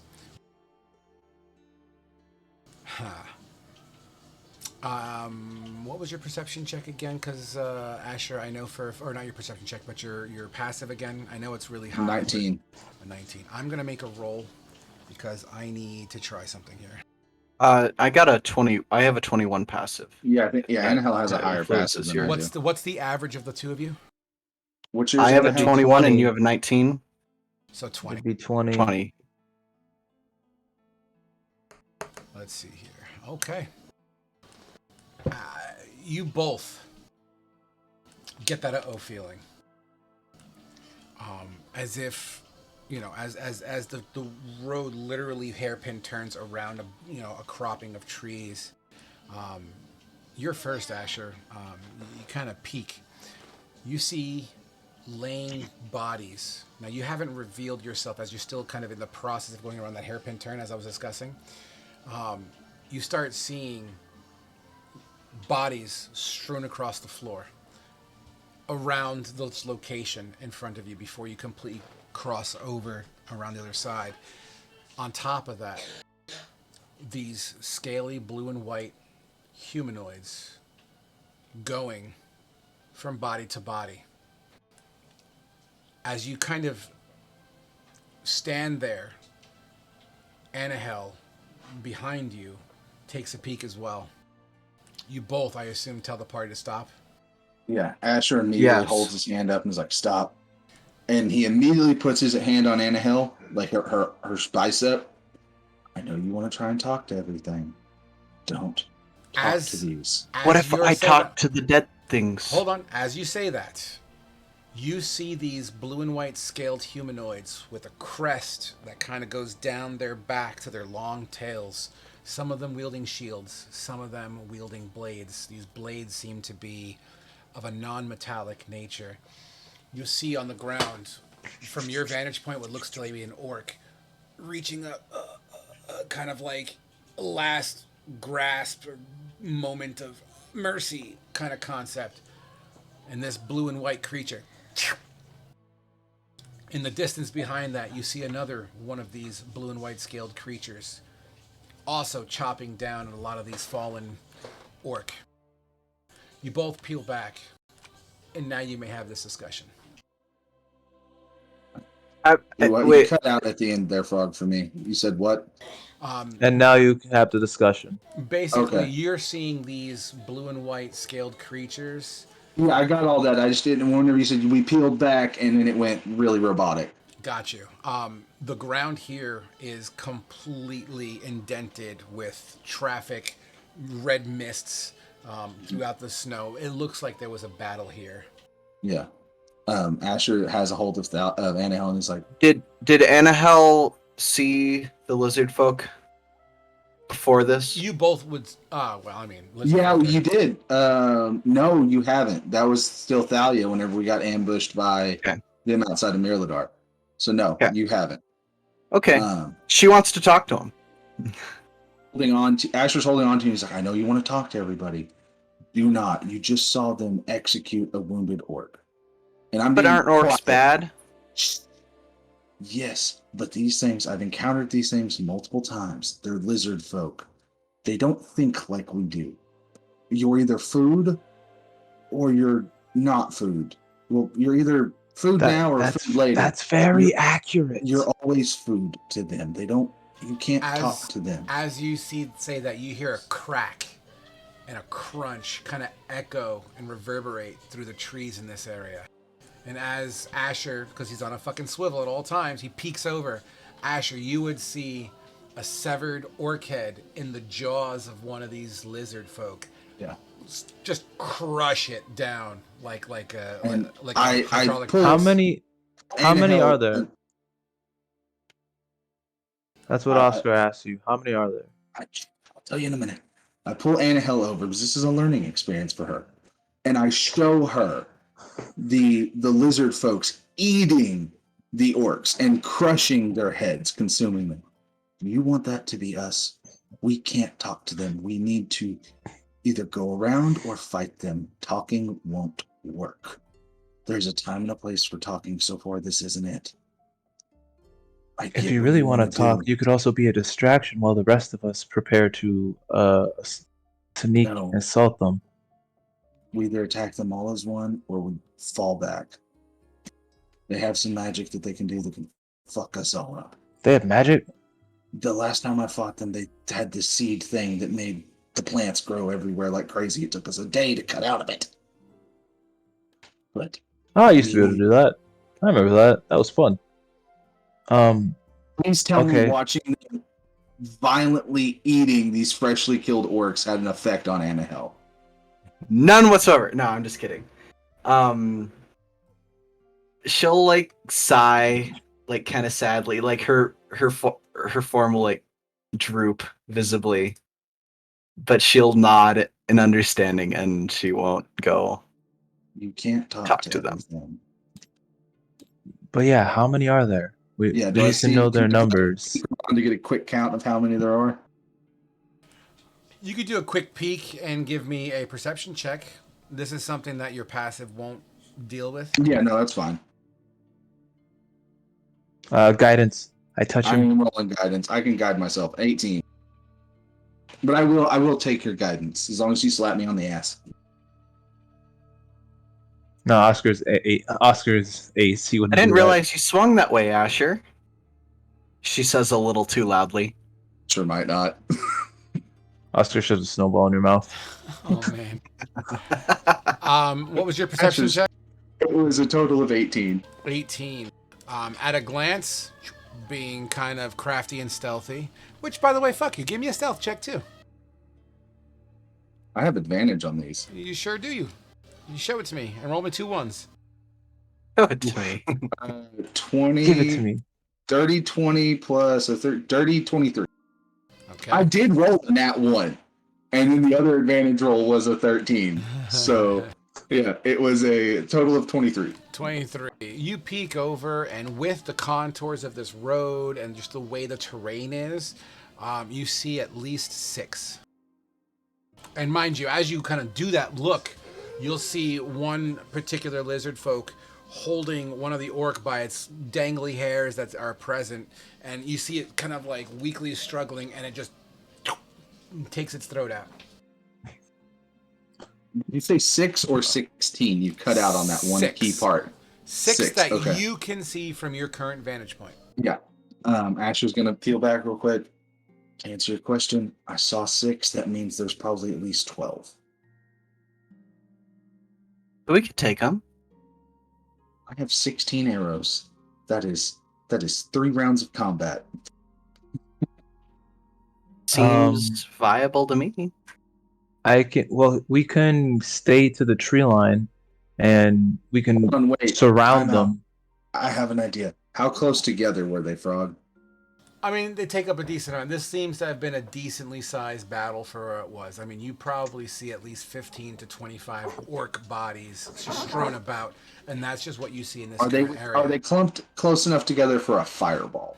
They're spread out enough where no, the answer to that. In fact, yeah, no, I'm just gonna say right now. I mean, maybe 1 or 2 can probably get hit by a fireball. They Not seem to worth be it for going just 2 of through. them.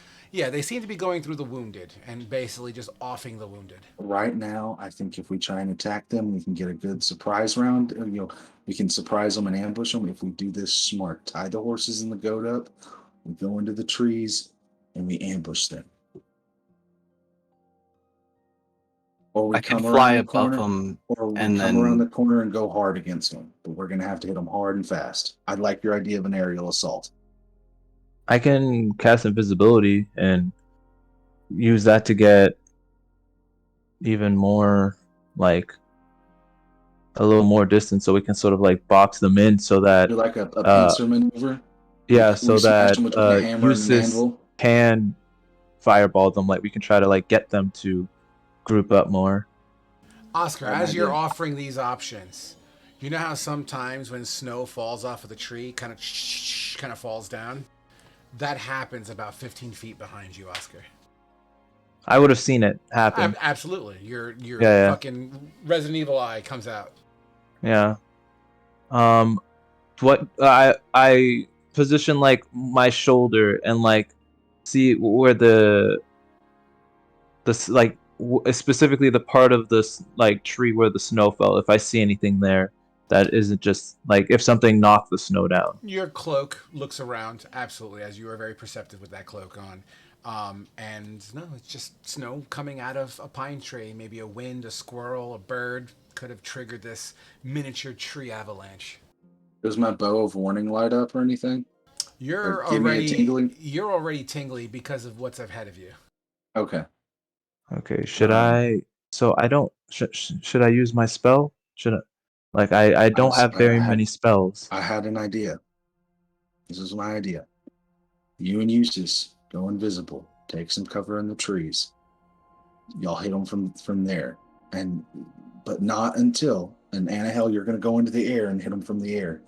Me and Thermal step out into the road. We can take some hits, and we draw their attention that way. We get their attention there while they come towards us. Annahel, you hit them from the top. Eustace and Oscar, y'all hit them from the side. We do a little diversion, and then we hit them from three sides. Get them. is there going to be all a kinds of fucked fireball up. in this mix? If they Probably. get clustered, Lines up. if they Can get you cast clustered, yes. invisibility? He asked to use this. I can cast invisibility. I have the feat. Okay. So I need to Okay, know so- if so we both if can there's do going to it. be a All right. fireball. I need to know that so I know how I'm not attacking. Okay, assume there's going to be a fireball if they cluster. Okay. Try and hit them Alright. from range at first. When I imagine fireball is going to be within the first or second salvo. Okay. After that, move in close to do your spirit guardians, all that fun shit. You move Okay. in close that way. First round or two is We'll probably send him into the blender. first salvo. Yeah, we're gonna hit them from range, and see what we can do. Y'all sound like a good plan. We got an idea. No Sure. good plan survives first contact with the enemy, but we have a base point. All right, let's do this. All right, All don't right. die. I'll try. Oscar will cast invisibility on himself. All right, give me 1 second while I set up the field here. Let me know if you. I casted mage armor a while ago, by the way. Yep, that's fine. Oh, and And I'm Thalia, putting before up- you take off, Asher I need casts Shield of Faith on you. Okay. Thank you. I'm gonna. I don't know if there's like a great way for me to fly up without getting noticed. Well, he said that it's blocked off by the trees. So like you probably will have to dip down into the trees a bit in order for there to be visual, because he said that this area was blocked How off high is by the- the trees. How high is the canopy frog? It ranges between these trees. Let's go with between baby trees 10 to 15 feet tall up to some trees that are expanding up to 20, 30, maybe even a 40-footer here and there. Okay. All right. I'm gonna attempt. Oh, and we don't think I can try to fly through the canopy right now. I'm going to, okay, so right off the bat, I put the map out because it's to the point that obviously it looks like you guys are going to do some sort of engagement. So, that being said, I'm going to designate all the vegetation on this map to be extremely difficult terrain. It's tight, it's wooded, it's snowy. It is not ideal for normal travel. The road is the road. I'm okay with that being normal. So yes, it's very much a tunneled kind of situation. So does that mean flying overhead? Could you? Yes. Could you see into that vegetation with the snow-covered canopies, I'm gonna say it'll be very, very, very difficult to see below the canopy. If it's out in the open, obviously that's fair game. Okay. Trying to get So them to the road.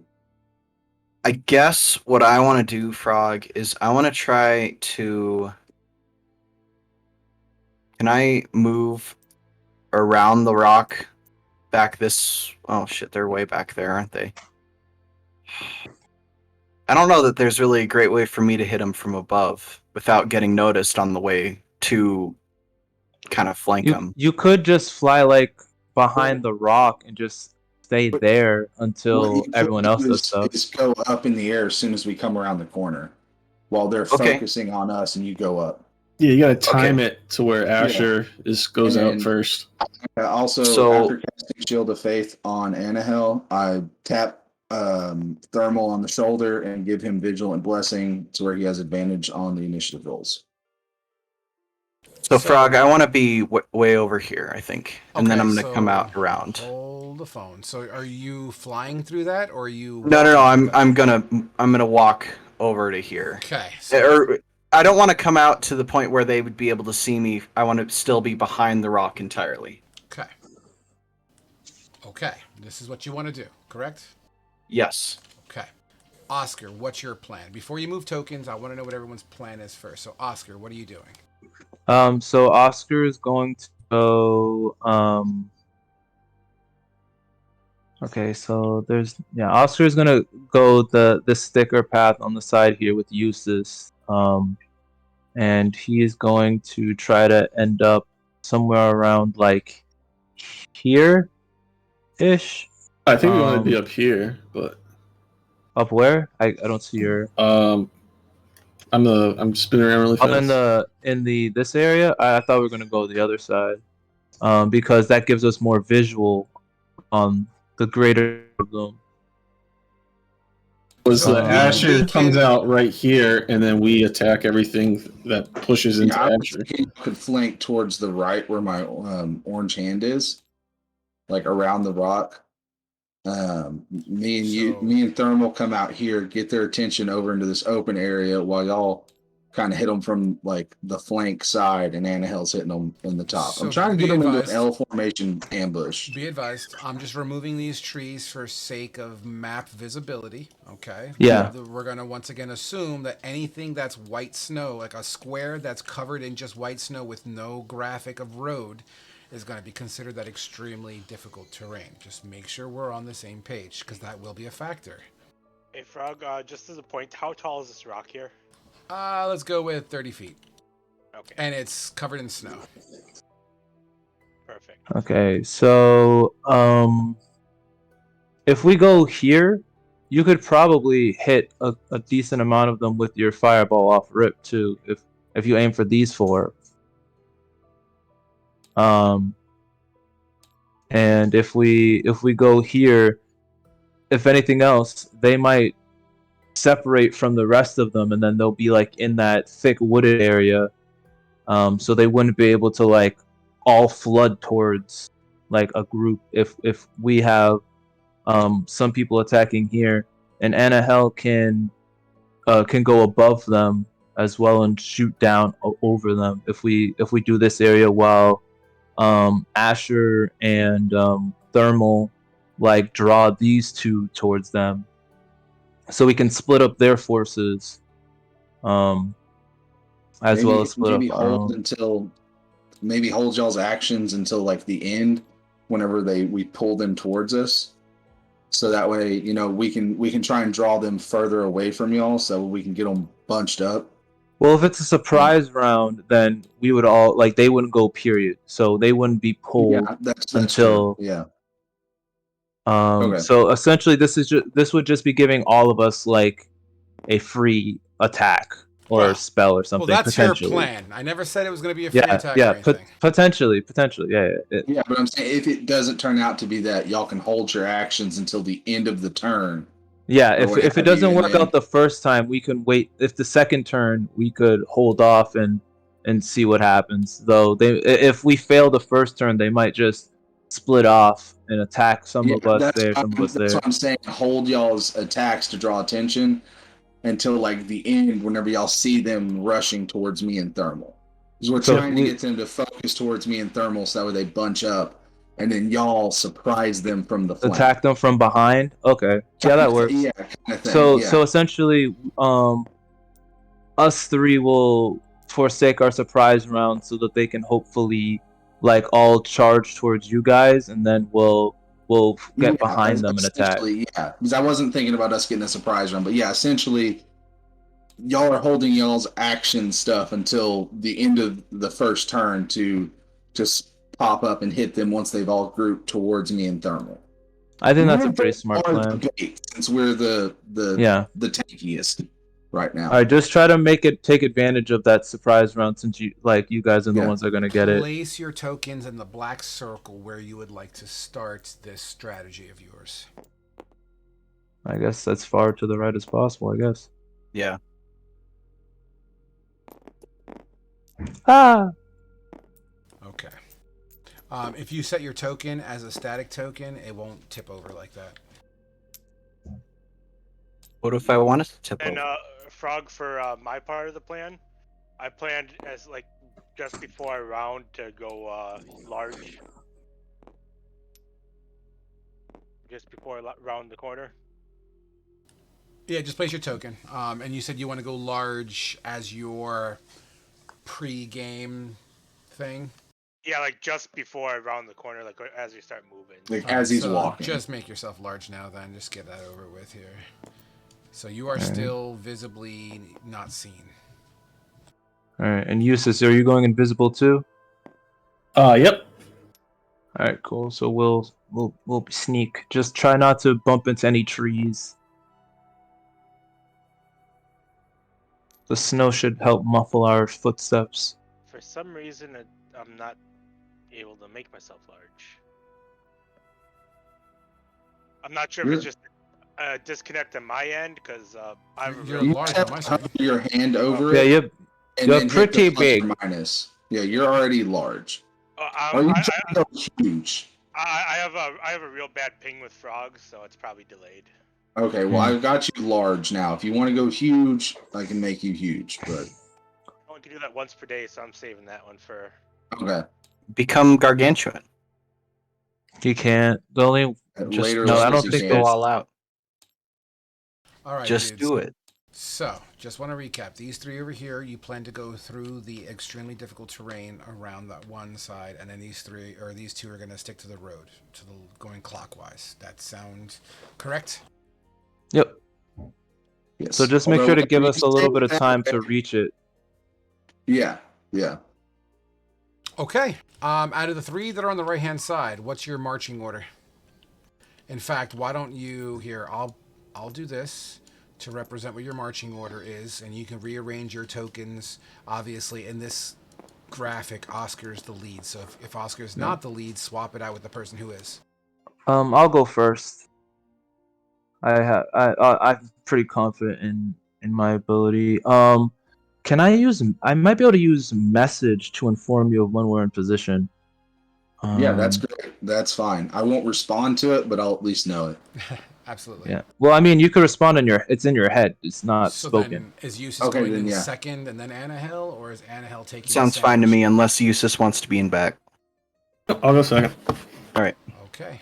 Yep, I can cast.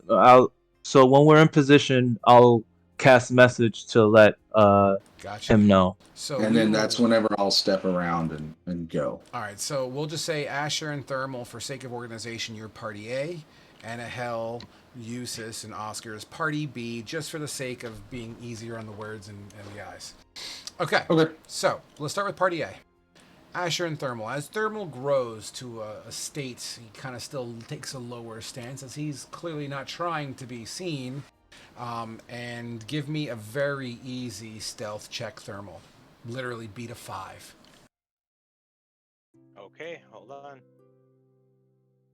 I'll give him guidance. That's perfectly fine. Good. All right. So as you you still take a low profile because, pregame. Asher, you would absolutely see Thermal's shadow kind of begin to take over your area. Not enough to make you invisible. Damn it! Hey, if I step into those trees, Nope. into that tree line, you said it was a thick tree line. It is thick, but boy, does that white really reflect sunlight. Damn, That is accurate. I know. I'm pasty as fuck. I know I reflect sunlight. Okay. So, party A, what do you wish to do? Now, once again, I know I said this, broken record, guys, but there is all that. Every time a square is just engulfed in white with no road, at least even 10% in, it's going to be considered extremely difficult terrain. I was thinking we were gonna wait until Party B started moving through the woods before we stepped out to kind of at least get them a little bit of a head start moving, and then Well, we'll remember, I stick can around. just tell you when we're in position. Correct. Yeah. So I'll wait to move, and I'll let Thermal know we're gonna hold until I get the message from Oscar that him and Eustace are in position, because then I'll give Thalia a thumbs up, or she'll fly up once we step around. So, yeah, I guess we'll just Thermal. Are you okay with just passing to Party B? Yeah, and I just know I'd wait to go large until we're just about to step out. Yeah, because I know you have a limited time with it. So here's what you would see. I mean, Asher, just because roll a stealth check. I know you have a whole bunch of benefits, but hey, I could always hope for a 1. Whole bunch of bullshit. Yeah.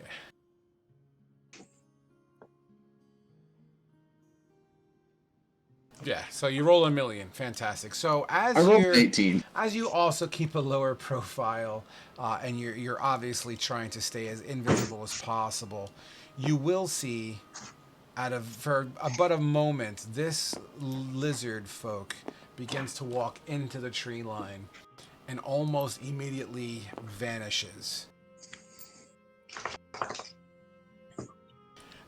As well as this one here also kind of take up the spot that he was. He's on the tree line and the road.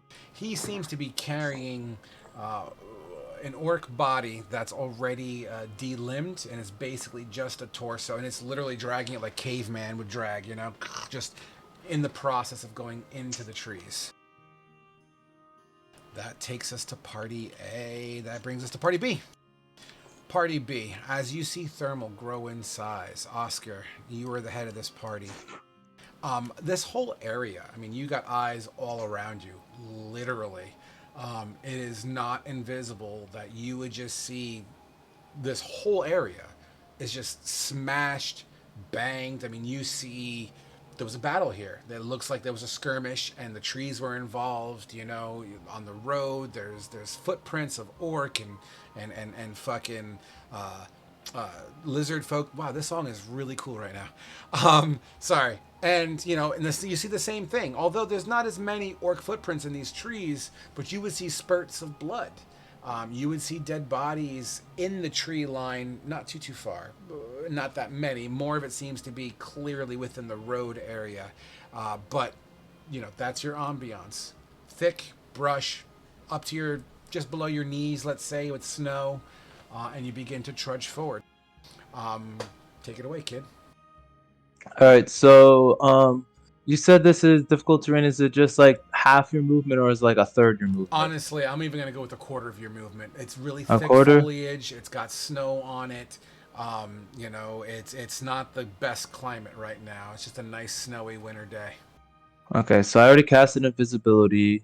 So I'm just gonna go on through. If it's a quarter of my movement, then I can dash, which would make it I move 15 feet. Correct. So I can get here, and if I can technically double dash. So what would that, if a quarter of that would be like another 5 feet? Sure. I'll just, yeah, sure. I'll do that. I'll stay low. I'm going being as careful as possible, and I'll just go up here so I'm just a bit ahead. Oscar, what's your And passive? I'll 14, Okay, thank you. Give me 1 second. and I can see things that are invisible, if that matters, It doesn't. or ghosts. Oh, yeah, but you have true sight, don't you? I have true sight without having true sight. Well, the cloak gives you true sight or something like that, doesn't Well, it? it doesn't actually give me true sight, but it gives me traits that true sight also gives you. Okay. All right, Eustace, you go. Now, obviously, the second that Oscar is moving, your movement and Thalia, Anahel's movement are happening simultaneously, but I'm doing them in fractions for sake of organization. So this is all happening at the same time as far as time is concerned. So, Eustace, as he's going forward, what are you doing? This thick terrain thing is giving me second thoughts here. I'm going to call an audible. And I'm just going to slide over. And I'm going to put Eric, like, going to be out my finger. And I'm going to hold him here. And I'm going to wait. Okay, so as you call Eric onto your arm, you're just holding your stuff. Yeah. You see Eustace almost immediately break the plan. What do you want to do? Panic and go talk to him. Perfect. What do you want to say? No, panic and go talk to the. Never mind. It was a joke anyway. I laughed. I'm gonna. So I guess I start here, and I can only get 15. I'm gonna keep going with the plan. My goal is to stop literally right next to where Oscar is. So. So far, Oscar's the older one that held with the plan. You were supposed No, to I'm wait. going with. You were supposed to wait behind the rock. Yeah, no, They're that's still where. behind the rock. That's where I technically. said I was gonna be. Yep. I So, said they I can- was gonna go right there. so Okay. you dashed, which was your total movement. Yep. Oscar's further ahead because of his extra little bullshit.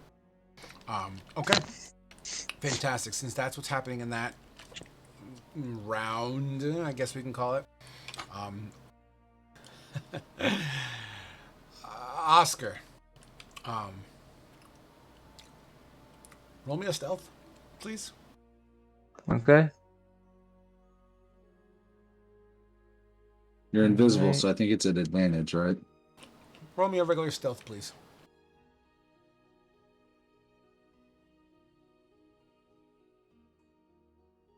$14. As you're making your way through this trees, and once again, it's tight, right? It's a very thick alpine kind of a forest. And you're kind of moving around. There's always a tree blocking your line of sight at some point. You get about 5 feet away from a trunk of a tree. This tree is massive. It's at least 4 foot wide. You know, goes up to your best guess 30 feet. On the other side of that tree trunk, you see a tail. And this tail is kind of blue and white scaled with a little crest that goes up, very small at that point. You see about 1.5 feet of tail. And you hear flesh ripping on the other side of this tree. You, by the way, are fucking lucky that I rolled really shitty.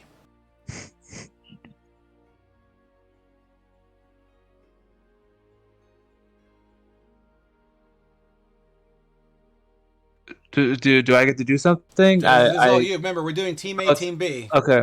Well, I thought it was gonna. You were gonna tell them to do something. Okay. If I'm gonna keep going, I'm going to, I'll use a message on Asher and be like, we're not in position yet, but there's one blocking the path. Should we escalate and? Oh wait, I think I have a limit to how many words it can be. One sec. I don't wanna cheat the system. How long can I say it? I think it's only Sendin that has Oh, Yes, okay. hasn't Then been yeah, limit. Oscar's like, we're not in position yet, but there's one in the way. Should we escalate and remove this one first? I can try to do it silently, and then he would that would be the message, and at the end he'd be like, please reply.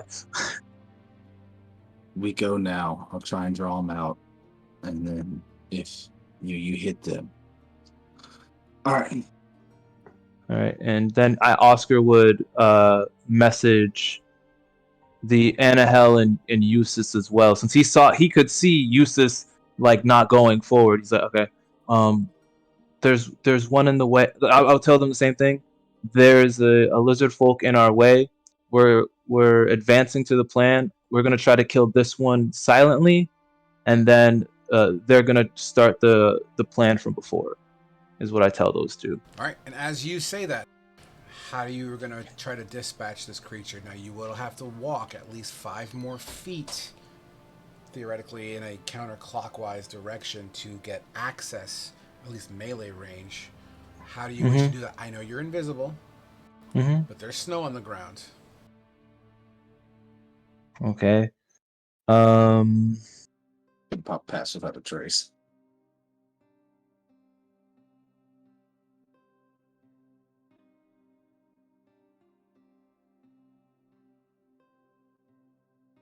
I think what I'll do. Here's what I'll do, Frog.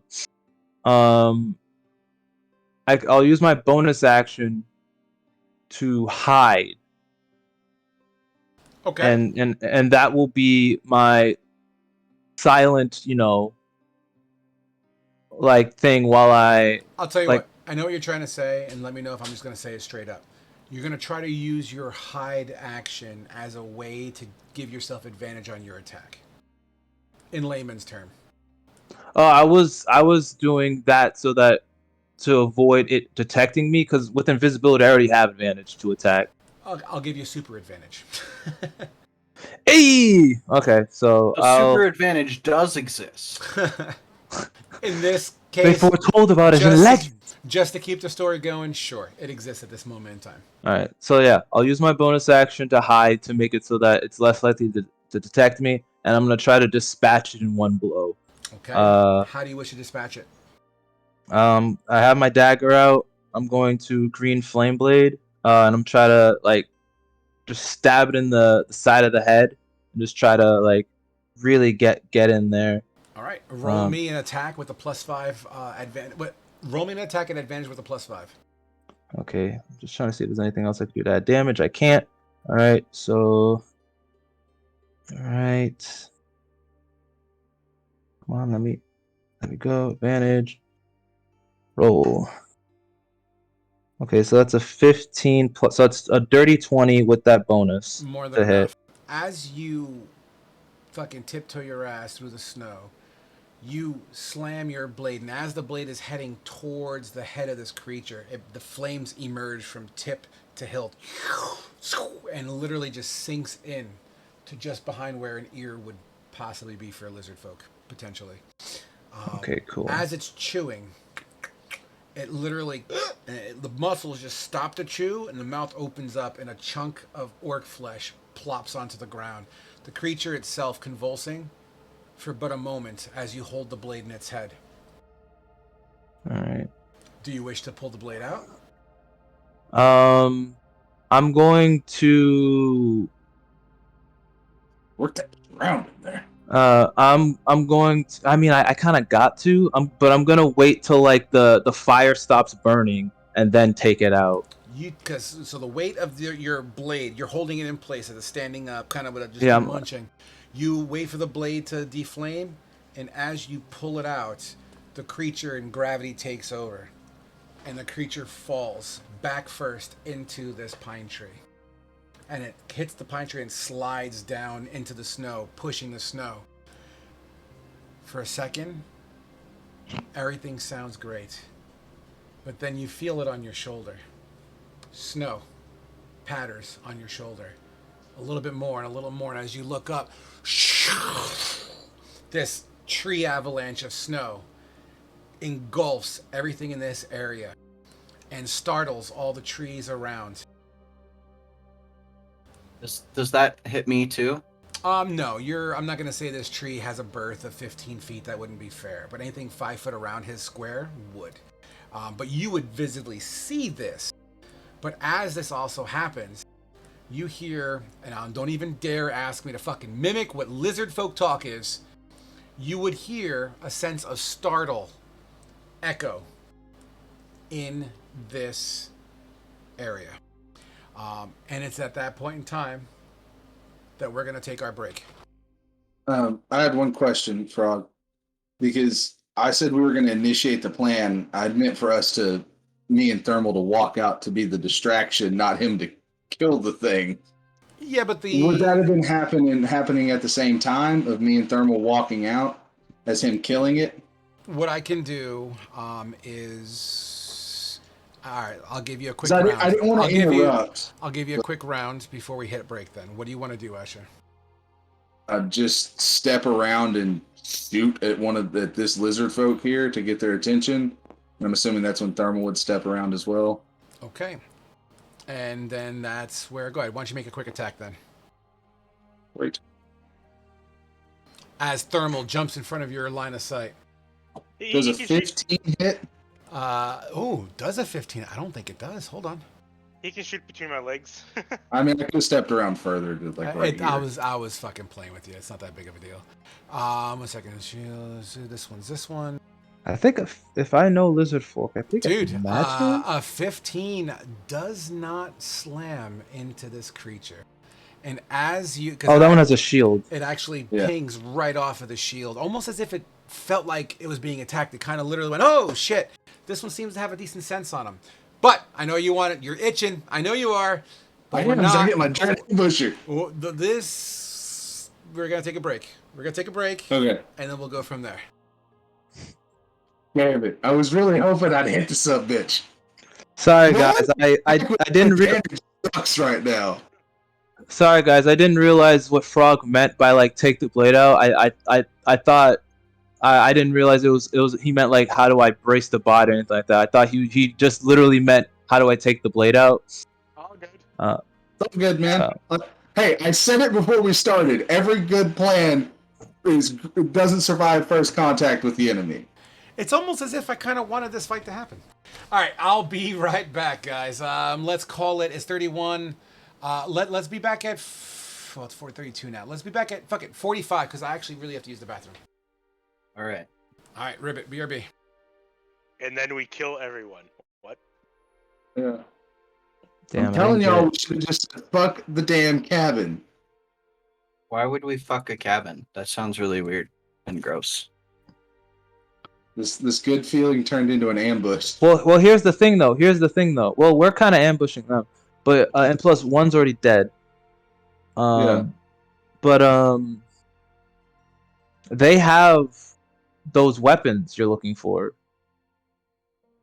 Not that we know of. We just know they killed orcs. No, he described the weapon as not metal, but if you remember Kavul. Yeah, we fought the lizard folk before. They didn't use metal weapons either. They had like bones and shit. Yeah, if you remember what Kavul made weapons out of, Oscar. I And guess his wonderful shield you met him with. Yeah. Well, but he said it had like a sheen to it, so and bone wouldn't really have that. Though I guess it's just we have to find out. Yeah, I mean we're polished bone. Yeah, It wouldn't have a sheen. Yeah, it would. If you polish bone enough, bone and antler will get kind of a sheen to it. I don't think that's what he was going for, but we'll just have to wait and see. Especially if there's blood on it, though. Who knows? Yeah, so we're meeting back at 8:45 or at 45 after. Yeah. Yes, 8:45. All right, I'm gonna grab some food. BRB. Because we're on the proper time. Yeah, we're on Central Time. We're on real people time. I live Eastern. Meanwhile, I'm over here in the mountains. Yeah, where are you even from, bruh? Me? Aren't you in are you in Utah or like Montana? Me? Yes, you. Montana is nowhere near the mountains. Just want to point that out. Montana is in the mountains. It's got its own kind of mountains, but I'm talking about the mountains of the United States. There's the Appalachian Mountains. No, those aren't the mountains. The Rocky Mountains are the mountains. Nobody cares about the other ones. Mountains. Nobody likes the other ones. Wyoming has part of its state is in the Rocky Mountains. Okay, Wyoming and Montana are two different things, so there. And Montana is close to that too. Whatever. Who gives a fuck? Are I'm you in Colorado. Okay, so we're neighbors. Yeah. Just Part a of my hop, skip, and a jump away. My state, diddles yours. It's fine. What the fuck? And then you got me in the land of beer and cheese. Yeah, you're in Wisconsin. Fucking Wisconsin. I live in Mass. What do I have to do to get some freaking cheese curds, Thermal? Go to Wisconsin Yeah, or come Minnesota. up here. We'll go to the bar. I'll give you all the local Wisconsin brews and get some cheese curds. Don't tempt me. You could go to Thermal. Minnesota. You could go to Minnesota and get that same experience, but better because it's Minnesota. Don't tempt me. I've always wanted to go to Wisconsin. I will sleep on your couch. Hey, sure. We'll go right to the cheese factory and get fresh curds, fresh made. I'm talking to you some out of game chat sometime, and I'm scheduling this damn trip. I'm going to Wisconsin. Why would you want to go there when you could go to Minnesota where it's better? A friend in college that I worked with, who was from Wisconsin, like full on Wisconsin accent, talked like that, had the whole Wiscussie going on. And the man's brought us back some fucking legit Wisconsin cheese curds, and they were the best damn thing I've ever had. And I need to get them. If you come up here and we go right to the factory, the cheese curds will have a squeak to them. They're so fresh. Yes, please, because the ones I had were frozen cheese curds, but they were still delicious. Okay, I'm hungry now. I'll go get food. BRB.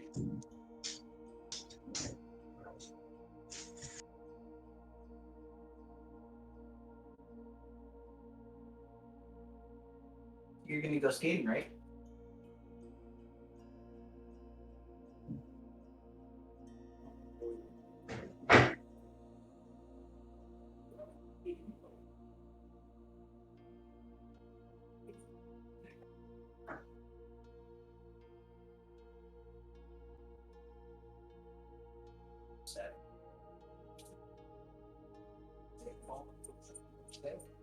Get a feather on your face. How'd that happen? How does a little dog like you get a feather on? Oh God! I don't think that's how that works actually.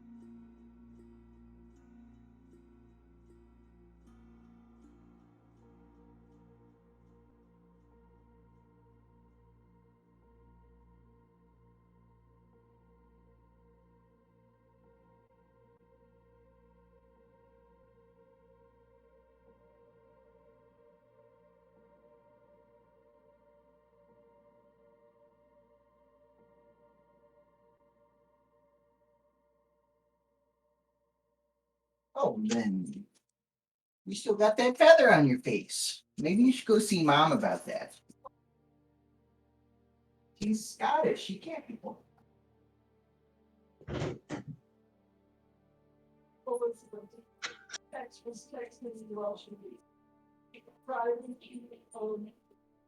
She's texting and driving.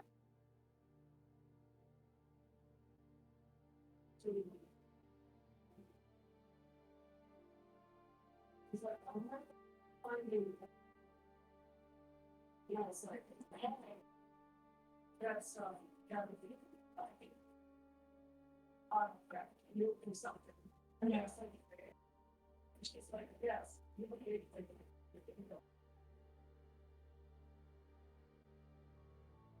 Okay. Sometimes you just need bed. She does.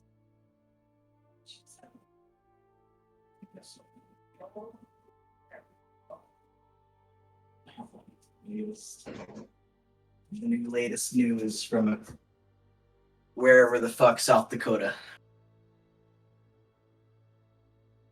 But it's not actually Minnesota, so it's fake news.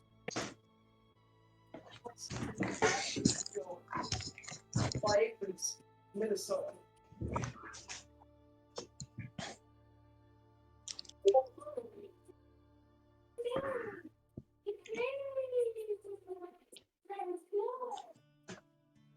Crazy. I've never seen a crazy dog. Crazy. Please. Crazy. Mom shut you out. What a mean person she is. Huh? She's so mean. She hates you. Hmm?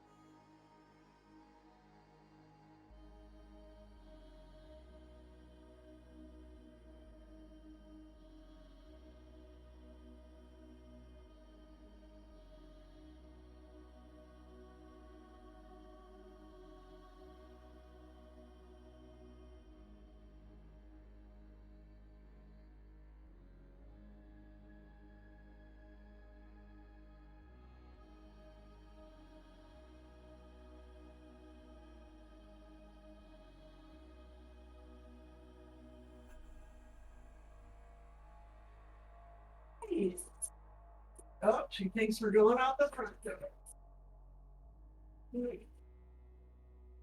Take off the back door.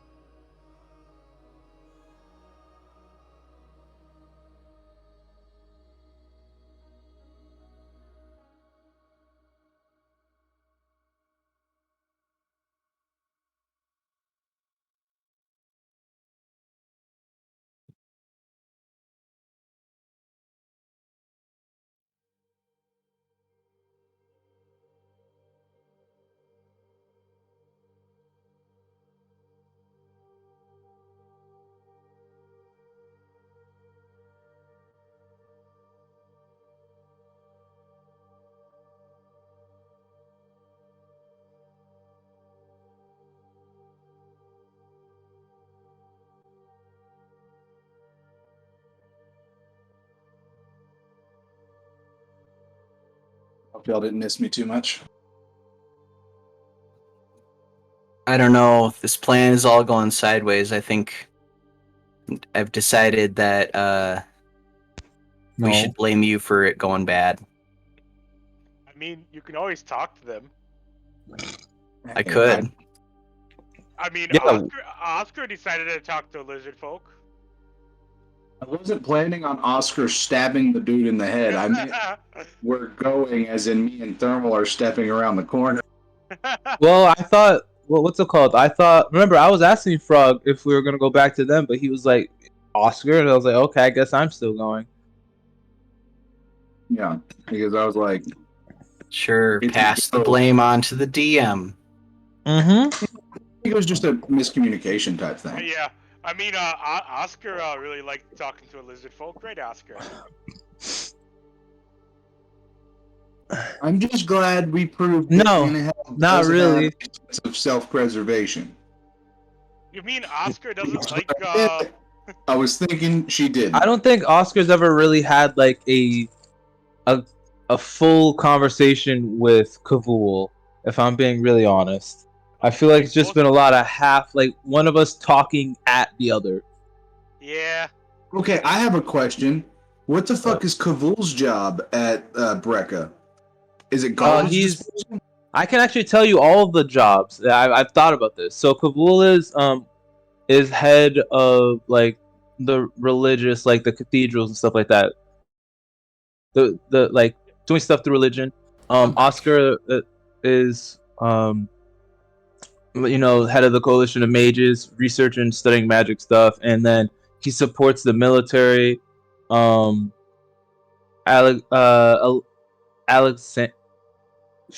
Alexia. Kane's other character, Alexia, thank you. Alexia, they work with help running like logistics and legislature and stuff like that.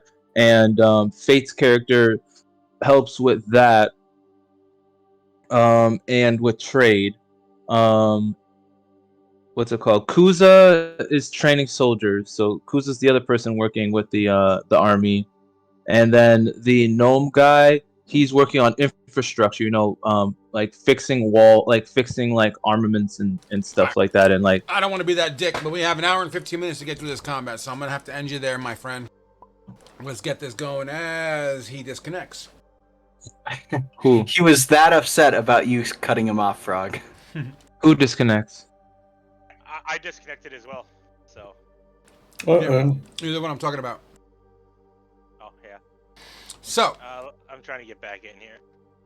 Here's how we're gonna handle your situation, Asher. You didn't have your first attack yet.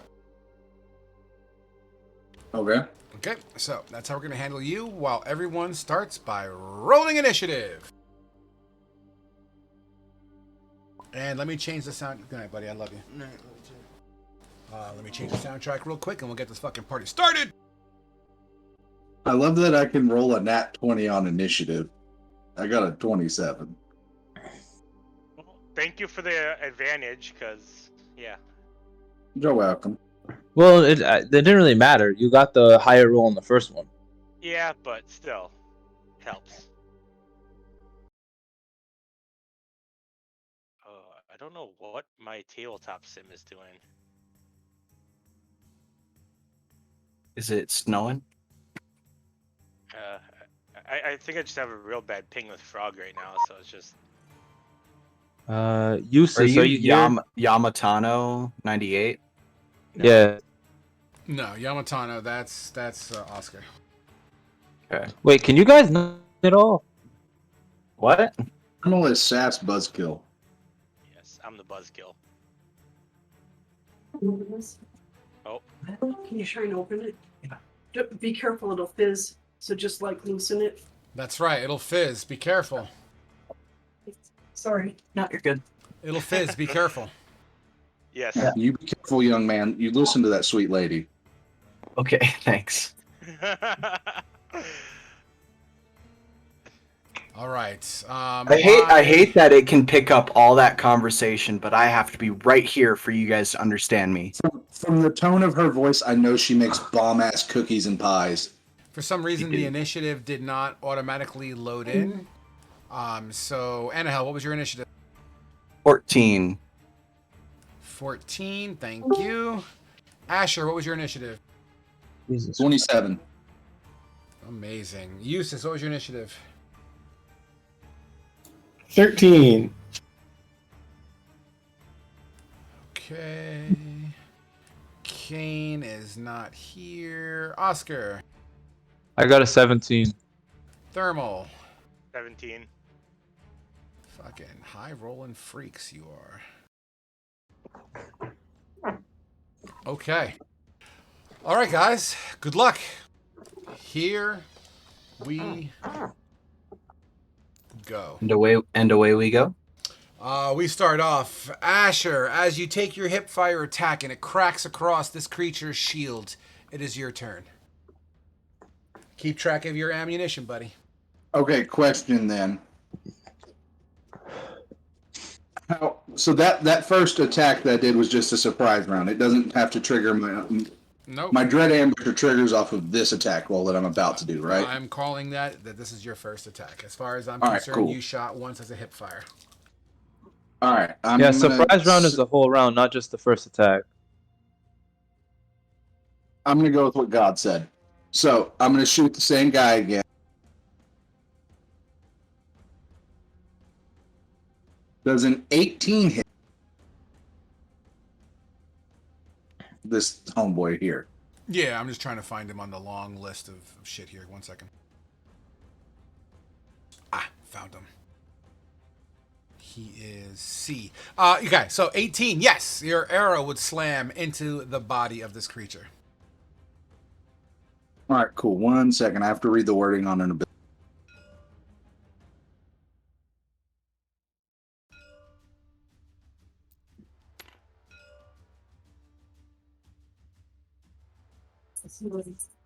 Okay. I'm also going to, as like a free action, use my favorite foe. Whenever I hit a target, I can concentrate on them for 1 minute. They are my favorite foe. It lets me add a D4 to the attack roll. You got it. But I concentrate on it like it's a concentration spell. Got it. Is it the attack roll or the damage roll? I think it's at the attack The roll. attack roll. So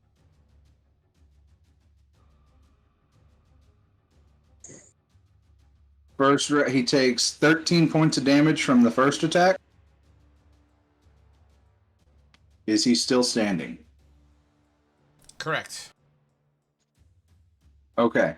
This thing it pierces through its scaled like armor. It looks like he's wearing scales on top of scales, as if he harvested the carapace of one of his brethren. And it punches through it. The creature actually kicks back a little bit, looks in your direction, and takes a defensive stance. Go ahead, make your next attack. My Dread Ambusher attack is actually, I'm going to pivot real quick and attack Lizard Fighter looking type A with the Dread Ambusher, since it's going to do a lot more damage. Okay. Does a 15 hit? Yes, a 15 would absolutely hit this creature. All right, so this one will be 2d8 plus a d4. That's a... Does it not add your dex mod to it? It doesn't add the Dread Ambusher extra d8 roll on there automatically. I have to do that. So an 15 points of damage to that one. You catch it just under its armpit. This creature keels to the side, holding, rips out the arrow, looks at it, throws it, and looks in your direction. Oh. Are we still doing the extra damage thing from the chart, or did we scrap all of it? Or... No, we still got the weapons until it becomes a problem. Okay, so each one of those should have had an additional +3 damage to them. Sorry. I forgot about that with my proficiency bonus. So he would have taken a total of 18 points of damage, and the previous one would have taken 16 total. That creature looks awfully hurt, and you see his red crimson blood begin to litter the ground. Okay, and then with my third and final attack, I'm going to go back to Lizard with a shield, the one I shot the first.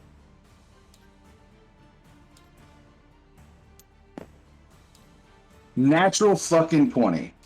And that's on which one? Lizard with the shields and This large. one right here, that my orange hand is Gotcha. that one. So that'll be 2d8 plus 2d4.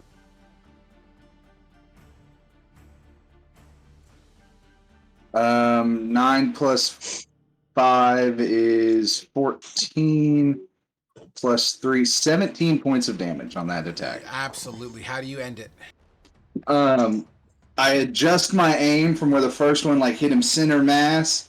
I come up just a little bit and see that he's raising his shield up, so I fire that next round and I ricochet it off of his shield and get it up underneath his jaw. Fantastic.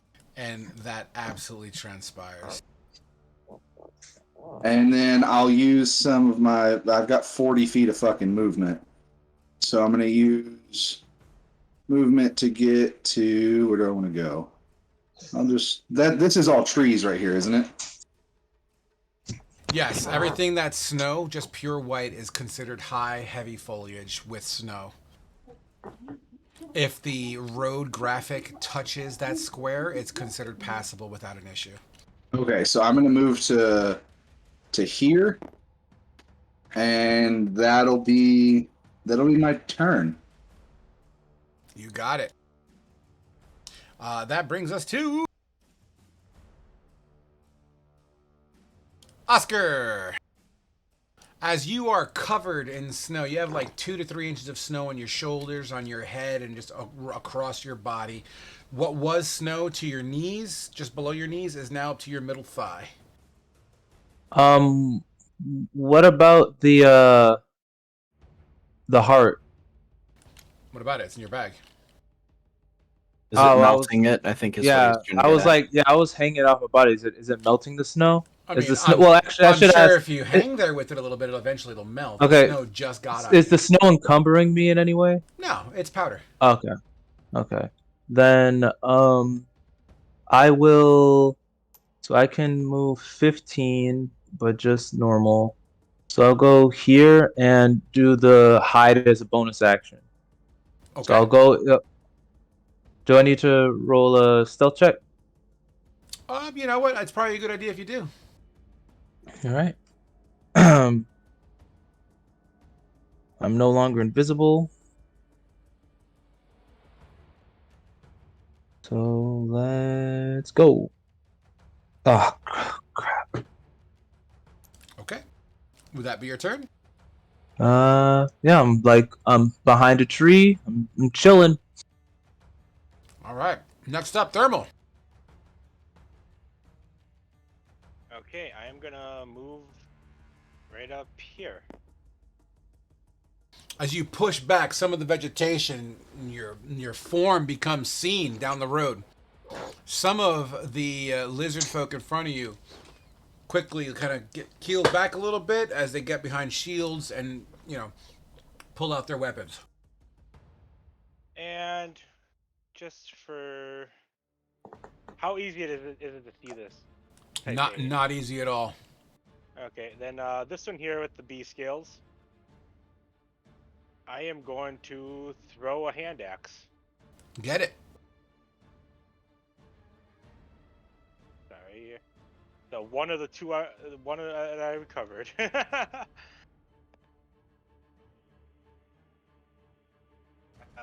13 probably doesn't do it, eh? A 13, as this creature literally uses its shield to bat that fucking thing away, and it kind of skews off into the tree line, into the snow. Ah! It's huge. Just boosh. And that'll be my turn then, as I'm just gonna hold here. Lord, work with me, buddy. Damn. Roger that. Next up, we have...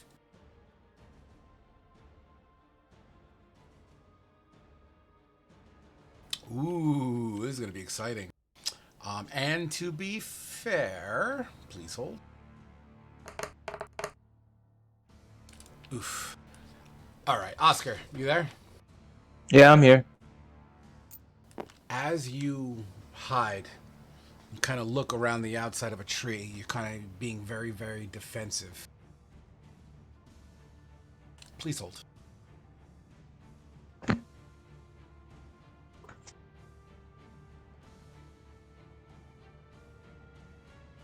Where in the holy fuck are you? Hold on. I got to get a little bit of a cleaner way to set up my tokens with D&D Beyond.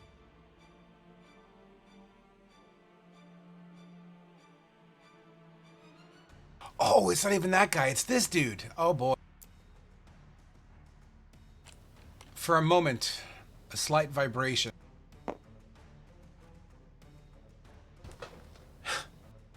You see a shadow cresting with your own eyes. Wizard that lifts. Yeah. Nah. Shadow. With your own eyes, you see kind of like one of those movie shadows that just kind of looms over you. Your cloak sees it as this creature, lizard folk that lifts, makes itself known. It's got the growl. It's got the intim. If it had veins, they'd be pulsating right now. I didn't see this, bro. He's huge. Yeah, man. I'm sorry. There's very thick vegetation. I had you roll. He looks like Doc, the crocodile thing that Spider-Man fights. The lizard. The lizard? Well, no, what's the doctor's name that turns himself into the crocodile? The lizard. Doc Connors. Dr. Connors, yeah. I didn't know that his thing was actually the lizard. I thought he had like a. That's the name of the. Did I roll a perception check? All right, here we go, man. Crocodile Villain is DC. Yeah, that's Killer Croc. This creature. He does look more like Killer Croc though. Takes a claw and tries to rake it across your back.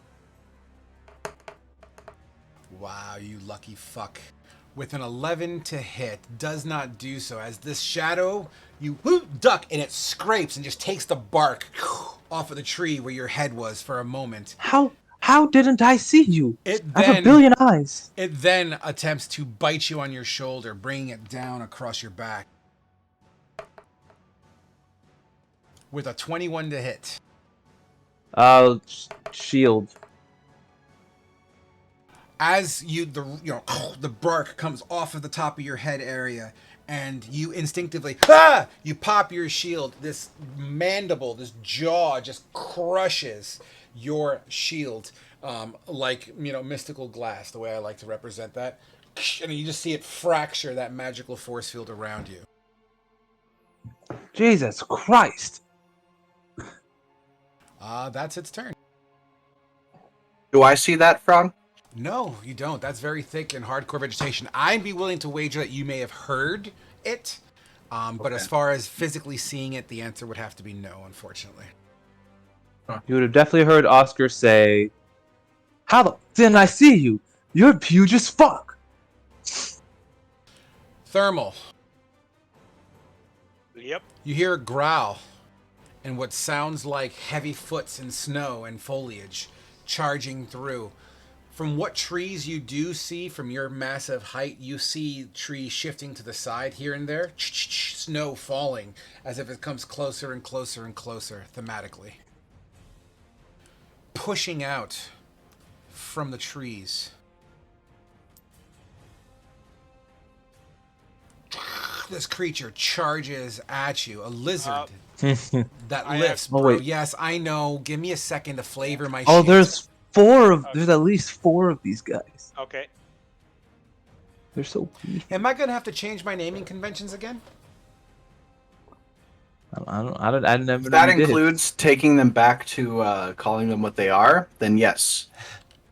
So, as he pushes through, go ahead and make your little fucking attack. Nope, he's good.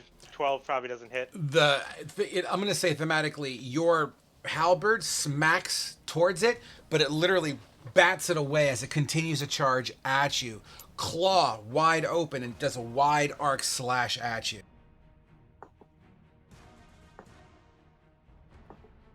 Hey, Frog, sorry to interrupt the flow. On that second lizard that I attacked, give it 4 HP back. I shouldn't have rolled D4.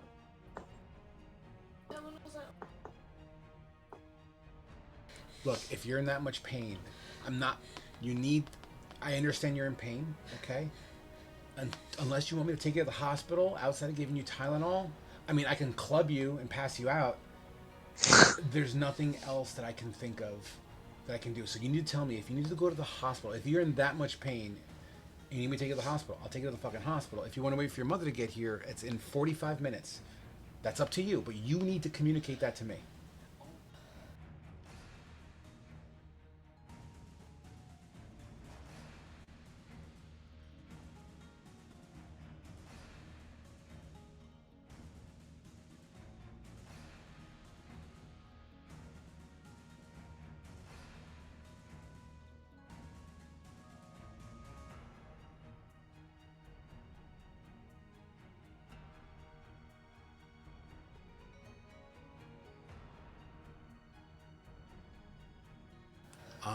I don't have painkillers. I don't do drugs, so I can't.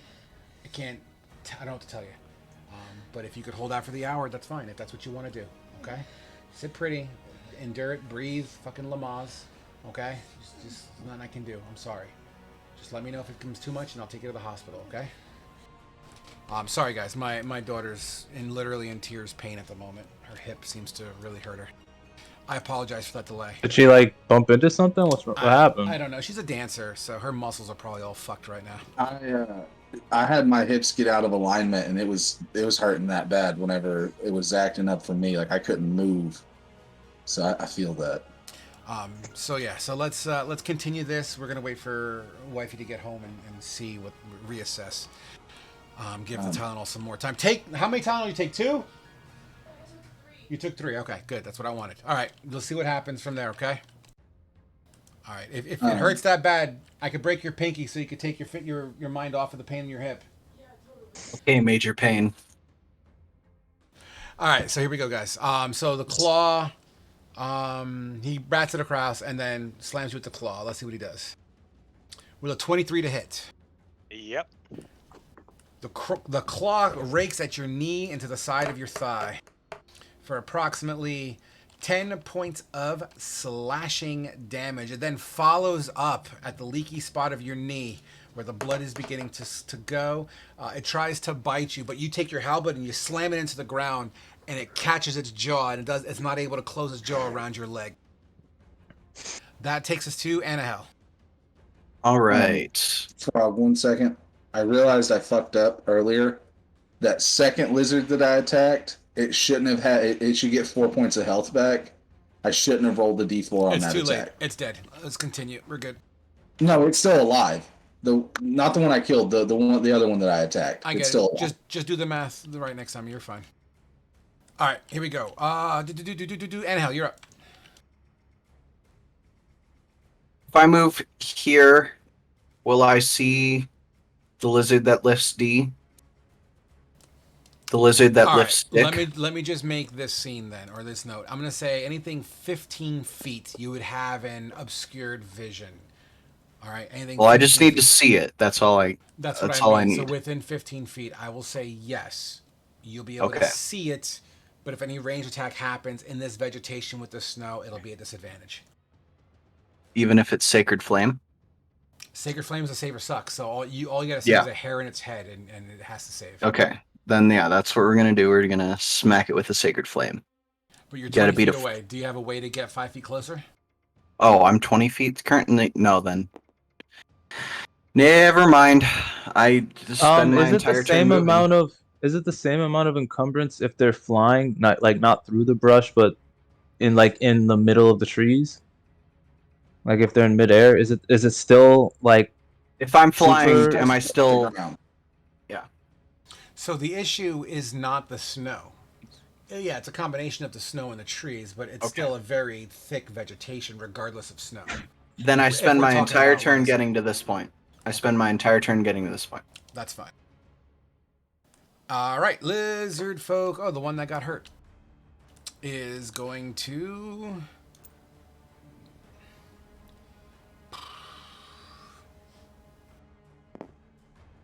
It's 15.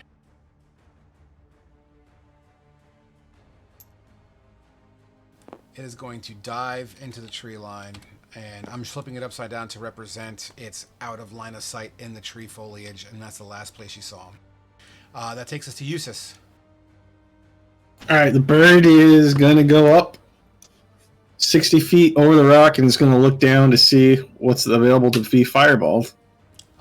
You'll be able to see these 3 targets and this target next to thermal. Actually, and you know what? I'm willing to give you another target as well. Let's say I will give you... Can you cast fireball through? Yeah, it's only a point in range. Okay. I'll give you that last target in the distance there.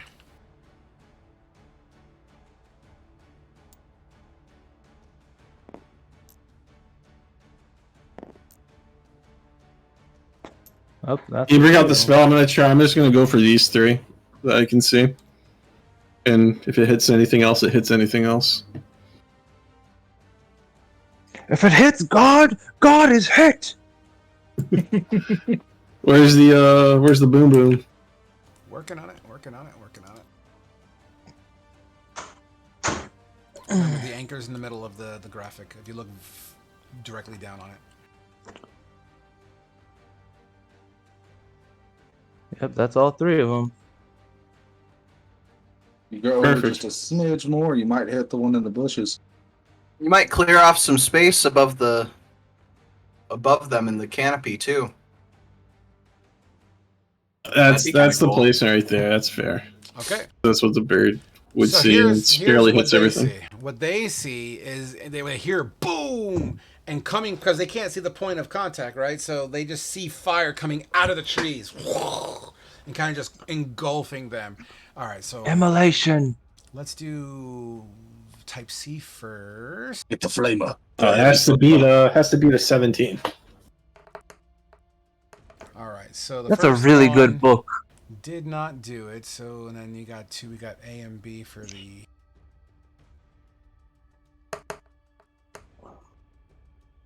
One of those is already hurt too, so don't Wow. forget. I literally rolled a 17 and 18 for the 2 shield ones. So that's half damage on that. It's probably still going to hurt, though. It's 33 damage. 33 damage to the first one. He is Fighter C. Is that 33 total or 33 halved? It's 33 total. This If it was 33 half, lizard fighter literally turns sexy. to instant powder. B half of 33 is what, 15, 16, right? 16? No, 17. if it's rounded down, it would be 16, yes. We're going to round it up for the benefit of the person casting spell. So- So 17 damage each for shield A and shield B. Give me 1 second. Shut my door 1 second.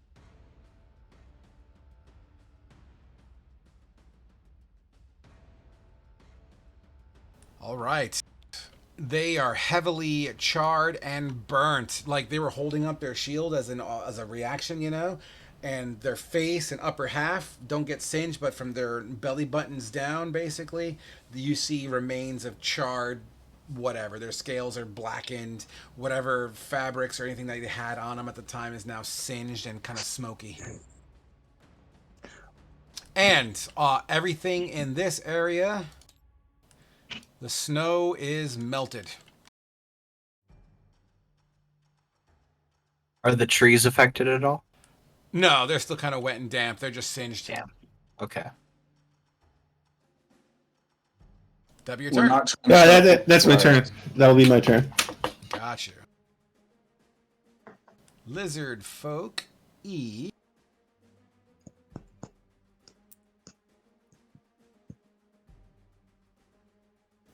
Coming out. Go ahead and make your... Oh, you can't thermal. Okay, you already did it, right? Yep. We'll come out and take a swing. Oh wow, this one actually. This one has a shield in hand and as well as a club. It's swinging with the club first with a 21 to hit, I believe hits. Yep. It will pop you on the legs for 6 points of bludgeoning damage. It'll then try to shove its shield spikes into you. Almost like a shield slam of sorts with a 17 to hit. That'll hit, yep.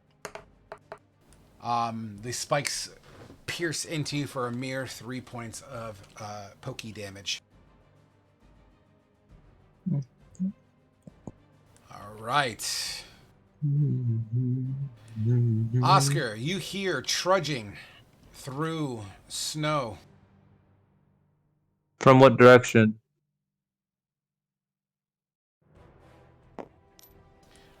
As this creature is trudging through snow, it gets its eyes on you and begins to turn its attention to you, making its way within attacking distance. And that's through the super. It has movement as well, buddy.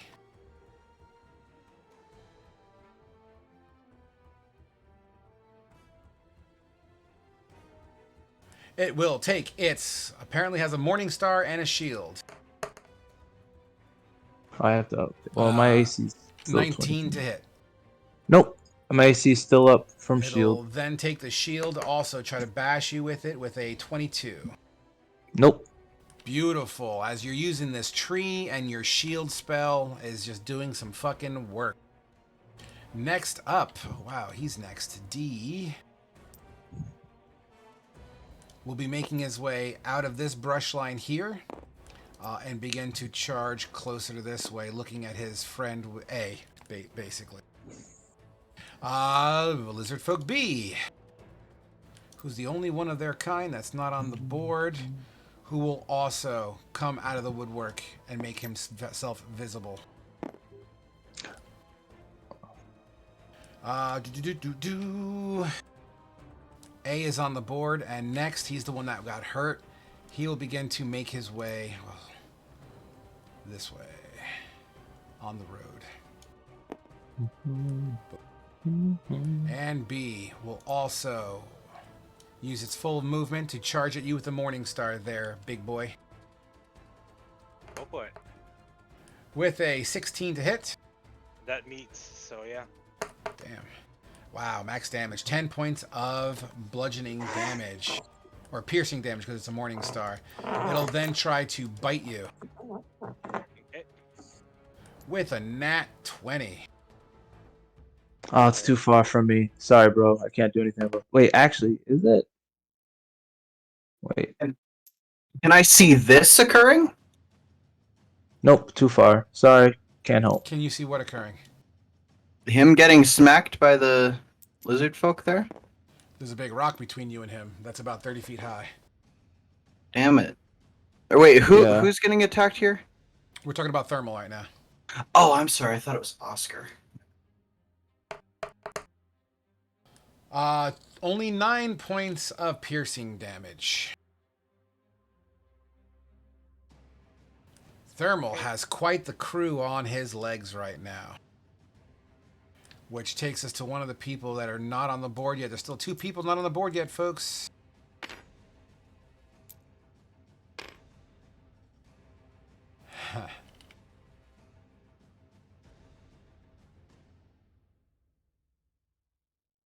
Oof.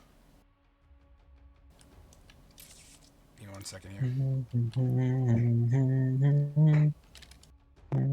You know what? Actually, I'm just going to say he comes out of the woodwork as well. Can you not hum into the microphone, please? Oh, sorry. Lizard folk C, shield maiden guy. What the fuck? Where's he at? Someone poke him for me here. That's lifts. Oh, that's the one that died. Never mind. Yeah. All right, and then lizard folk. Fucking hey, there's more. Lizard folk C. C's dead, I think. No, the one with the shield was dead. There's another. Lizard No, folk wasn't C C the one that was that died in fire? Wasn't it Sword You're C? absolutely right. C's right here off the table. I think he moved it here because it died. Got it. Still learning this program here. All right, so then last but not least, actually not last but not 2 more. Lizardfolk D, who's already on the table, looks like a fighter. Maybe I will just do the normal names. He will charge forward. Boom, boom, boom, boom, boom. 60 feet, getting into the fray. Actually, no, too late. I already called it. And then Lizardfolk B, who is not on the board They're yet, just lining themselves up for you, buddy. and also charges forward.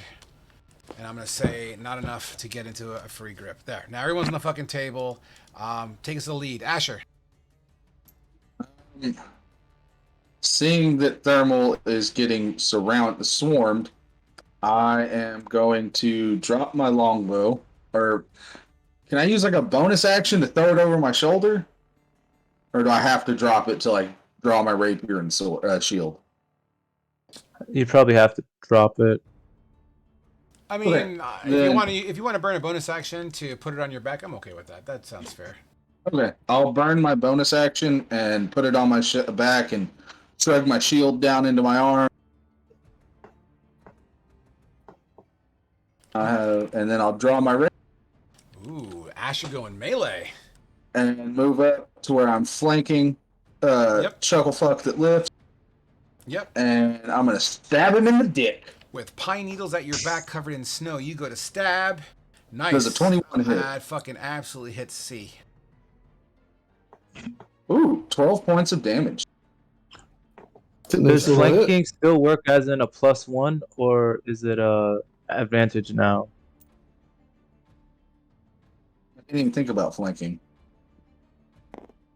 What's the question? I'm sorry, I was changing some numbers. Are the flanking rules still +1? +1, yep.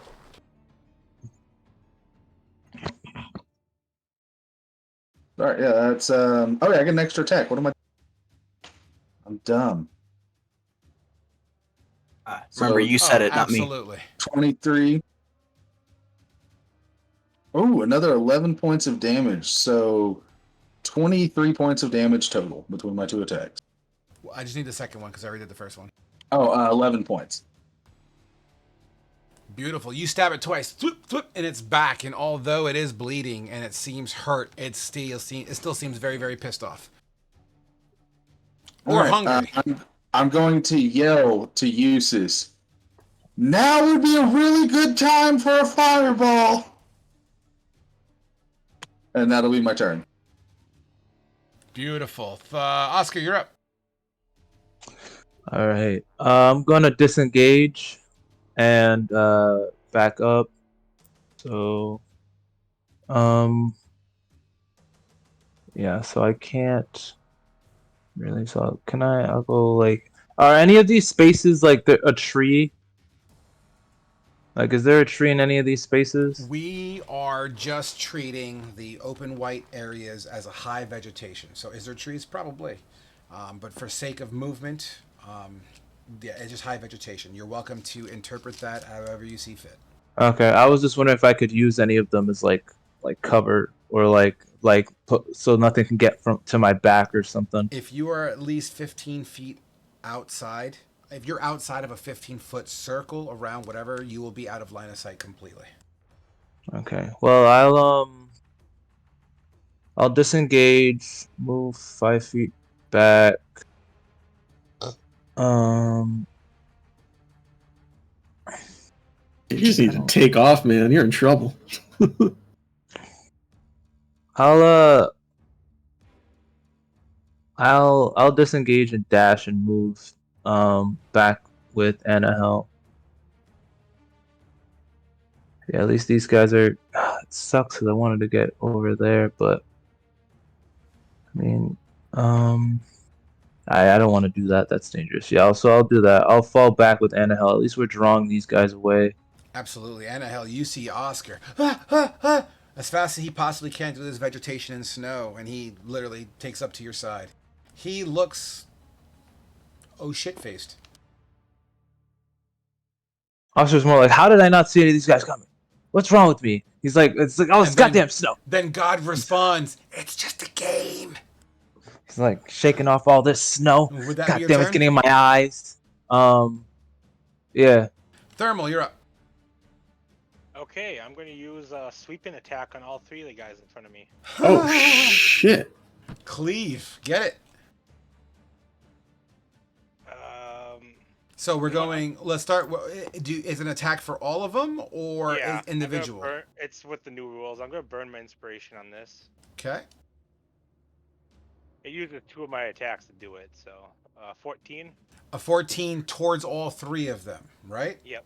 All right. So unfortunately, you kind of cut it off a little high. You misjudged their height, and it swings over all of their heads.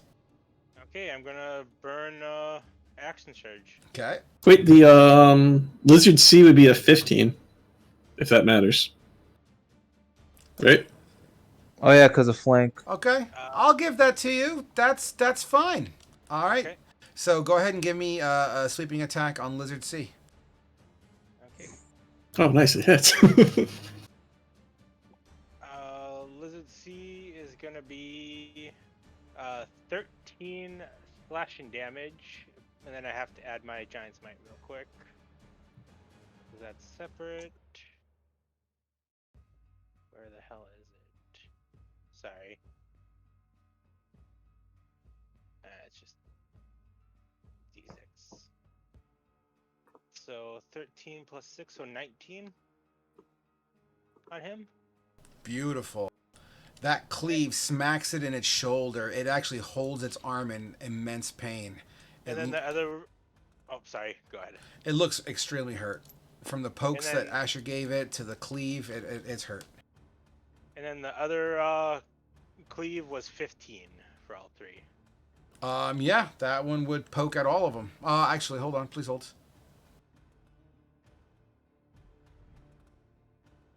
Negative. It would miss B. It would hit E and C. Okay.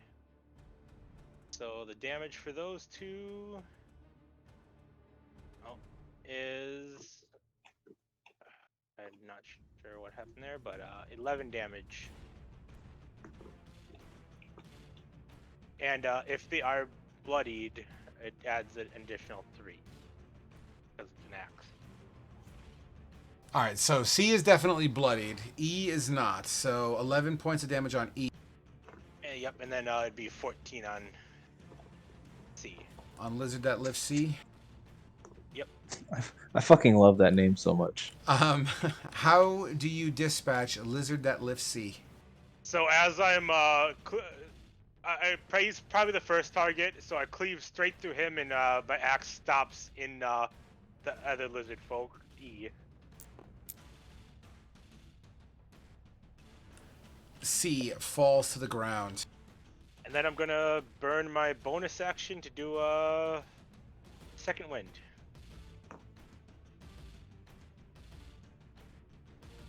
To get 14 health back.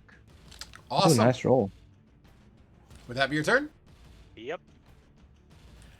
Lizard folk that lift D is up. Lifts dick. Let's do. He's just gonna try to pursue, see what he finds as he follows. Oops, I put it off the square by He accident. comes face to face with Big Bitch. He does. Do me a favor, Annahel. Roll me a D20. Do you want odds or evens? I want evens. All right. If you roll an even, it attacks you. Cool beans. Yeah. All right. As this creature lifts up its claws, and its teeth are just this huge mandible. Hmm.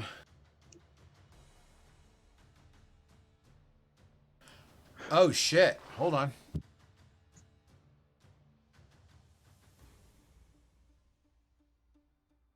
Oh wow. Okay. First, it's gonna try to bite you. Okay. And not do a damn thing with its bite. But as it's pissed off that it's missed and actually took a piece of tree in its mouth and spits it out, it literally goes like Wolverine almost with his claws, whoosh, just like rah, and literally does this arcing slash with both with both arms. Both you and Oscar, give me a strength saving throw. Oh, I'm actually not terrible at those currently. Oof. A 3.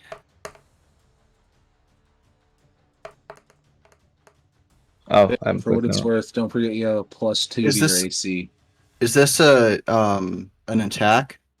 It is an attack, and I'm rolling the attacks right now. There we go. Wait.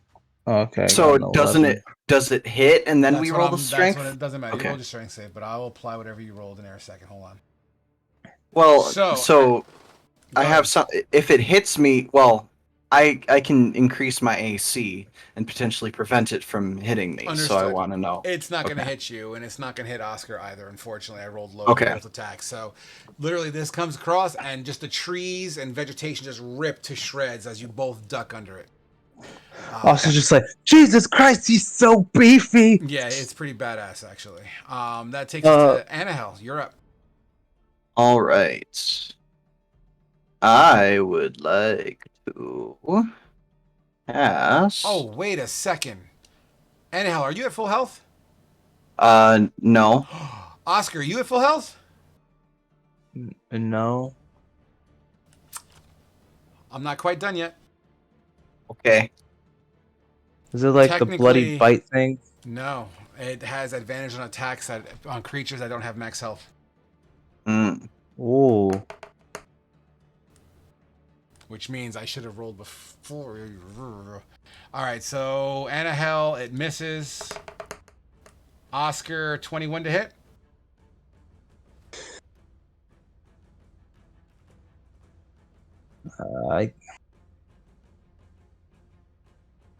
I'll burn another shield. Okay. Crash. Now you guys are both safe. Now it's Anahel's turn. Okay. I'm gonna cast your favorite spell.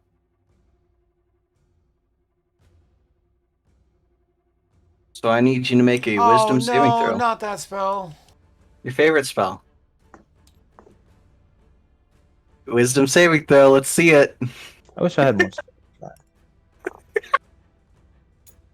Just begrudgingly puts the 15-foot circle on me. It's the fucking stupidest spell in the goddamn game. It's so dumb. Like, it's so dumb. It's like the game. It's the spell that. Whatever. After decades of clerics sucking absolute ass at combat, they gave it. I hope a really I roll a nat 20. I hope I roll a fucking nat 20. 16 wisdom save. Damn it! Okay, you still get half. All right, and then actually, it looks like Shield Lizard 6 and damage. He also is gonna have to roll as well. 1 second. Yep. But 6 damage for lizard that lifts dick.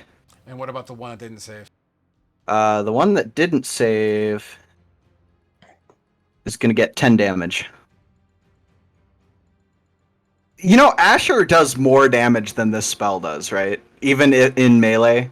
It's the AoE concept that makes me upset. And that also impairs their movement even more. Yeah, but you just fucking yeah. 20 plus damage in a turn. That knocks out most little things. Oh yeah. This is now like they can't They even. have They could, 5 foot of movement now. Yes, That they be- are not moving very Would fast. that be your fucking turn, NL? Yes, actually, that might, is they my might not turn. even have. Actually, pre-kite them and never to get hit and kill them all. Wait. They actually don't even have 5 feet of movement because I can only move 5 feet with 30 because it's fourth, and if it's a half put on a fourth, then they can't. Stuck. They Yeah, just they can't move. Can't move.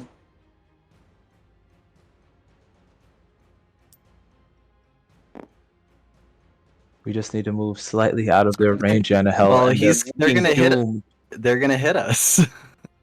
Hmm? They're gonna hit us if we move out of their range. Did Lizard just- Folk A disappear for you guys? No, I still see it. How about now? Yeah, it's right there. Now All it's of the gone. fucking hands just coalesce right onto where it is. Can you see it now? No. we can't. How about now? Instead of getting an answer. I saw it for a moment as it dove back into the earth.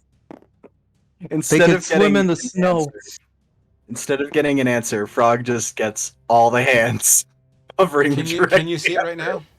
I can Yeah. see your hand. Because its movement thing pops up. Its measurement pops up. Can you They see have Can you see burrowing it? speeds. I don't see where it is now. All right, good. Just want to make sure. I'm trying to hide its movement because it's in the trees, and technically you guys don't see it. All right, cool. So, boom, Uses, you're up. All right, I've got the warning from Asher. I got all still.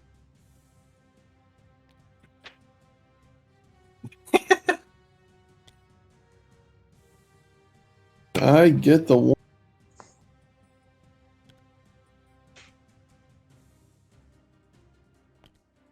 These two must be your least favorite combination, huh? Oh, yeah, you're hitting pretty much all of them. Yeah. Bro. Is this safe to say it's everything visible here that I'm going for? Only one you don't hit is E. Boom, boom, boom. Yeah. Yeah. Go ahead. The two in question are at half. They're still within its thing. D. If you move it and 5 more feet Uh, over, do you get E? I can't. Although then I'll lose D and lose D. So Okay, he's gonna get the best use out of it right there Okay. because All right. Guys, your D plan worked. wants to die. So Your plan worked, I'm guys. gonna start. Yeah. I'm gonna go from thermal as my center point. So I'm gonna go with B scales first. 17 decks. Oh wow, he actually rolled an 18, so he took half damage. So let's start there first. I don't want to face this guy in a strength competition. He lifts. The damage rolls a 36. He only lifts What's half of 36, please? 18. Yep. Oh, even at half damage, he's fucking dead. The dude in front of you incinerates thermal. Sweet. Scales A. Doesn't matter because he's half health as well, and yeah, he's dead.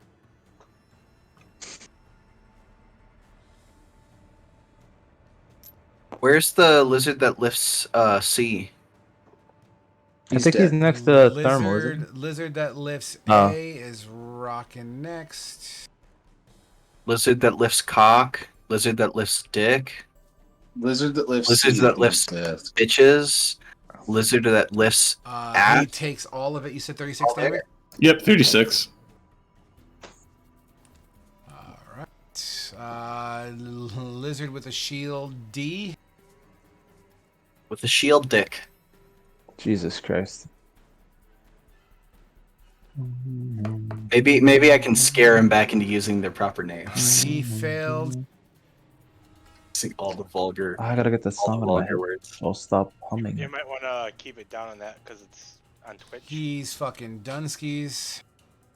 Twitch No, doesn't Twitch ban for doesn't bad care, words. as long as you don't use. As long racial as there are no slurs. female nipples.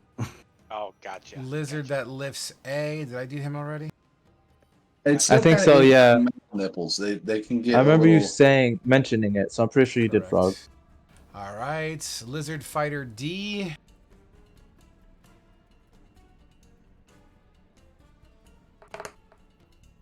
Fucking natural one. He's dead. Lizard Fighter Type B.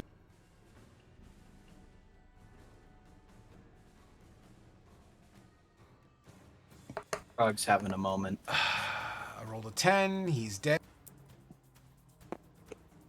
and then that's lizard fighter everyone. type D. Did you get him? Yeah, I got him. I got him. The All right. sadness in his Oh, that voice. cleaned up pretty quick. Is B alive or dead? You moved him, but he's still on the These board. creatures squeal and yeah, they're fucking Dunskies and they fall to the ground in a plume of burning, disgusting scaleness. The splume. The snow in that area is also gone. And I'm going to move 30 feet.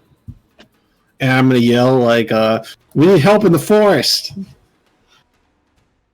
And that's the end of my turn. He lifts! All right. Two of them lift. I wish the dead creatures would get off of the list. Of initiative? It doesn't do that? No, it doesn't. Can't you delete them? You could.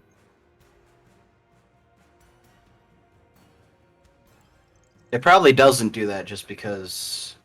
You Just- could restart initiative and just have the our same order. All right, where's my E at? Is he dead? Fighter looking type E. Yeah, fighter E. Okay. Oh wow, he's the only one that's fucking here. He's gonna swing at Asher because fuck you, Asher. I'm gonna swing at him then, Go ahead, swing at him. because Sentinel. I thought Sentinel was triggered on movement. or if he attacks someone that's not me. Hope that. You That miss. Yeah. As you swing, this creature parries and goes into his attack on Asher, and he spits in your fucking face too. Jesus. He's got to arc it pretty high to get it Oh, into his dude, face. it was literally teetering on nat 20, and then it rolled to a 16. Rip. So Asher at a 16. My AC is 18. Beautiful. It will try to follow up to bite you with a. The dice is in the way where I can't even see the fucking number. Now I gotta wait for the dice to disappear. Thank you. Dirty 20. That You can just hits. click again and the dice will go away. The bite. Oh, finally something positive for me. 6 plus 2, 8 points of piercing damage. All Chunks right. into your armor. And I have to make a con save to maintain concentration on a spell. Okay. You said 8 points of damage? 8 points of damage. Just roll a 10 or better.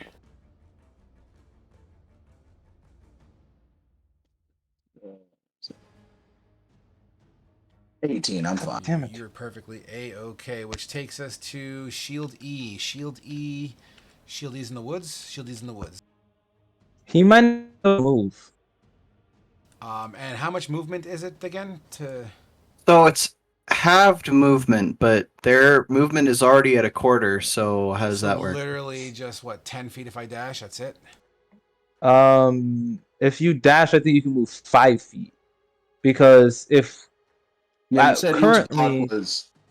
I can only, it's like a quarter of 30 is like 7, right? Yeah, something like that. So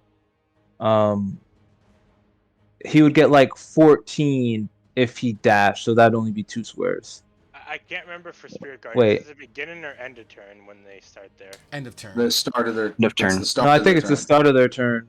I believe it's the end of the turn. Someone please read it. When you cast a spell, you may designate any number of creatures. An affected creature's speed is halved in the area, and when the creature enters the area for the first time, or on the turn for a first time, or starts its turn there, it must make a Wisdom saving throw. Starts, you son of a whore. Yeah, I had fun with Spirit Guardians on Roll Sunday because I damage. play a cleric. 17.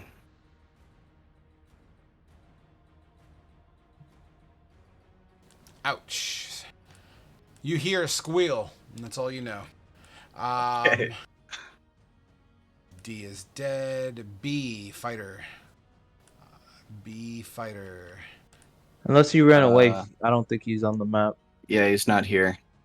Unless he's like one of the hidden ones. There are only He's dead.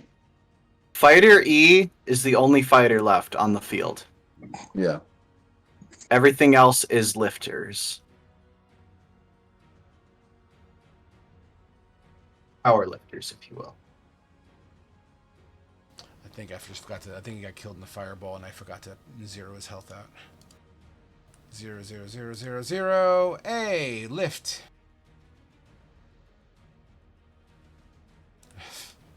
I mean, it's great.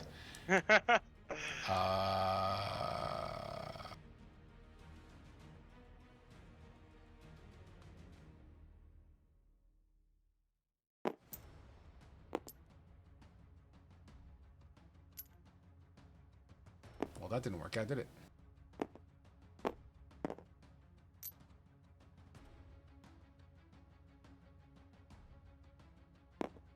Can you see it? It's just flipped upside down. Oh, you still see it? Yeah. Yeah. It's a good thing that Tabletop see Simulator it? doesn't make much noise. We can see it. What the fuck? Whatever. You don't see him in real life. All right, here we go. That takes care of him. La la la la la. D. Fighter D. Fighter D. Is he also burned? And I didn't. Fighter D is dead. He's, oh, no. The only one that's alive is Lizard that lifts dick. Gotcha. Lizard that lifts boobs. Lizard that lifts ass is hiding. And Lizard Fighter looking type E is still alive. Did B just disappear on you guys? Nope. No, No, he's he's just just flipped. flipped upside down. I don't know why that's not working, but whatever, dude. I don't give a fuck at this moment. Just guys gotta play it like you don't know he's there. Okay. I don't see anything. All right, that takes care of that. Asher. Since Chucklefuck just tried to stab, I'm going to show him how it's done. And I'm going to stab him back. Does a 19 hit? Yes, sir. Dost thou even I'm stab, going to bro? use my Piercer feat to reroll that damage. That's better. 9 points of damage for the first attack. This creature is I bleeding doubt for 12 profusely. hits. 12 does not hit. Alright, that's my attack. As your turn subsides, Oscar. Wait, that's not a bonus attack. I will arcane jab booming blade him. Get it. Alright. Where is my there we go. I gotta open up my sheet again because it deleted the well not I deleted. still but have my bonus closed it. action, Frog. All right, take it real quick. I was just going to cast Healing Word on Thermal. Got it. Alright. An attack. Be a shame, Frog, if Annahel just decided to move right there. I was watching you. Alright, so that's 20, so that's a hit on this guy. So let me do this damage. So that's 7 plus 1, 2, 3. Thermal, you get 7 points of healing. Whoa, those are really good rolls. That's 26 damage. Onto this guy, and he's marked with booming blade. And then I'm going to I don't even see your disengage. rolls. Anyone else see his rolls? I see him. 5 plus 6 plus 8 equals 19. Yeah, I see it. Yeah. Weird, didn't load for me, but okay, cool. It says send to everyone. What's total damage? 19. 26. Oh. Sorry. Boom, you booming blade it, you nail it pretty hard as it just sinks into its chest. It looks right at you, and it looks like it's going to attack you next. And with that said, I'm going to disengage and move back 5 feet. You got it. Would that be your turn? Yeah, because that's all I can move. All right, Thermal. Okay, Halberd coming in at E. Get it. Come on. 9 to hit? Probably not. Unfortunately, it takes its little fucking sword and apparently stops you. Second attack is 21 to hit. Yes. It just takes the blow like ting. That will be 9 plus a d6. Ooh, nice. So, as I envision it, you don't just stop rolling. As It's I over. envision it, so you come down, it blocks it, and then you take the butt end of your halberd, and you kind of clack his sword on the back end as it flies off into the distance, and you come back down with a vertical strike. You cleave it into 2. Nice. And then...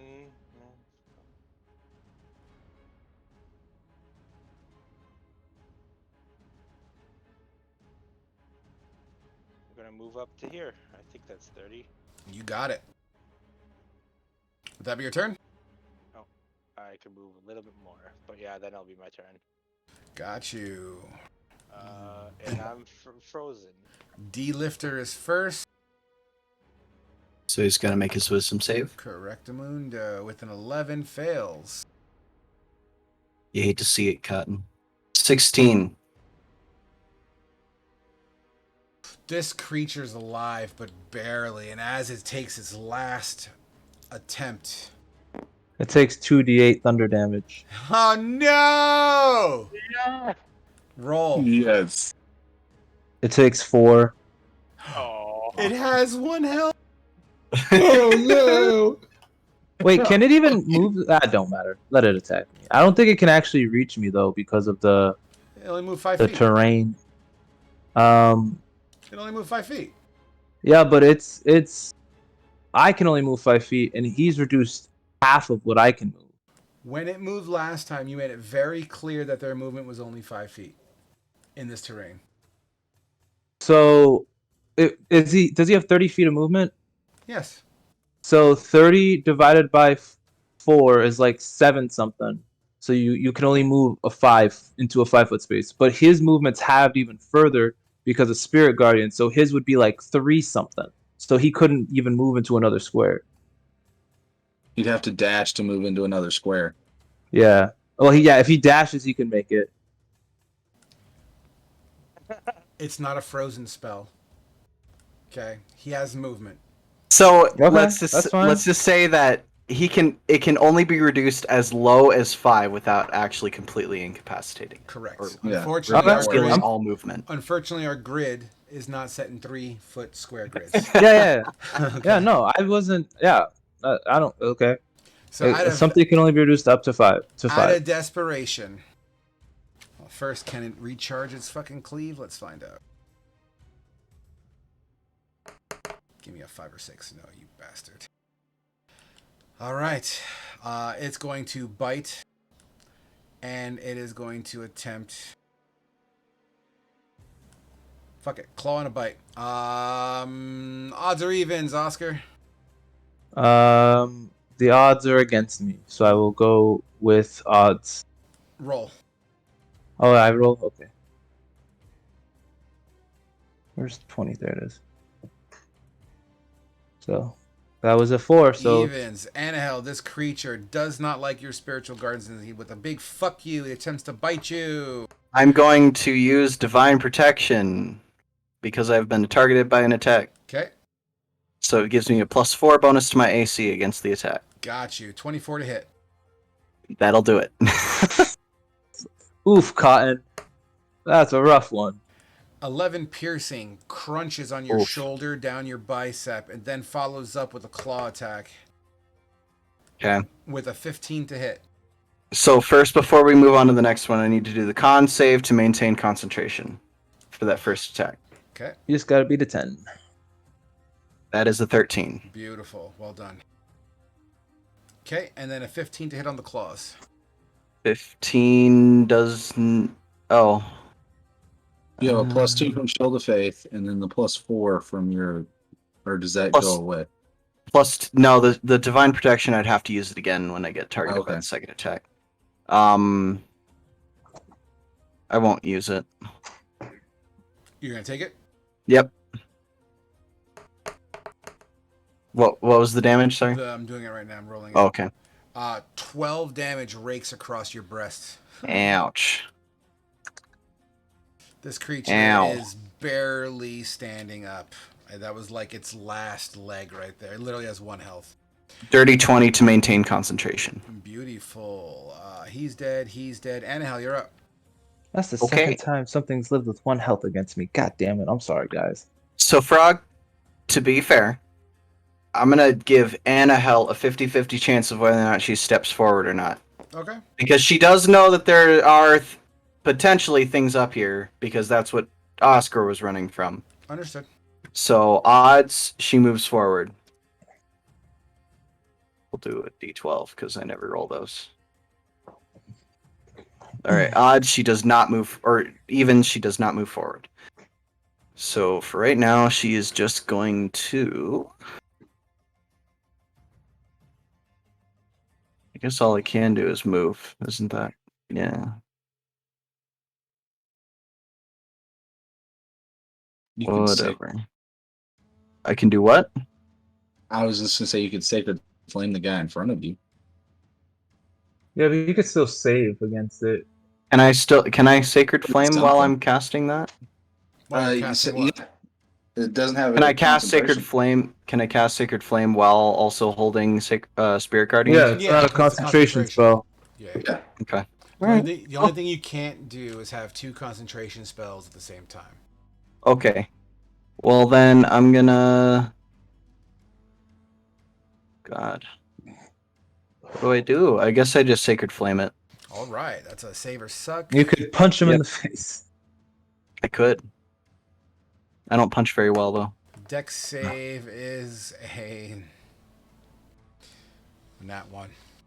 All right. You hate to see it. You God hate to smites see him. it.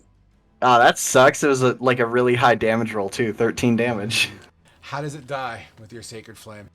It Oscar just kind of sees it slowly disappearing as all these angelic spirits are like kind of flying around. Pieces of it just kind of whisk away until there's nothing left. I don't Nice. feel so good. Oscar's left slightly horrified, but also glad that it didn't attack him. Nice. I don't feel so good, Mr. Stark. Yes. Mr. Scott. All right. Would that I'm be? gonna say fuck it, and I'm gonna move forward anyway because You can only move 5, remember? I can only move 5. Okay. All right. I move 5 forward. All right. Shield E lifts B. Lifts B needs to make a save If it's still there. if it is still there. Yes, that is true. Lifts B. Lifts B. Where the fuck are you, Lifts B? There you are. It's the Right. one that's adjacent to Anahel. 13 doesn't do it. What's the damage? Damage is 8 total. And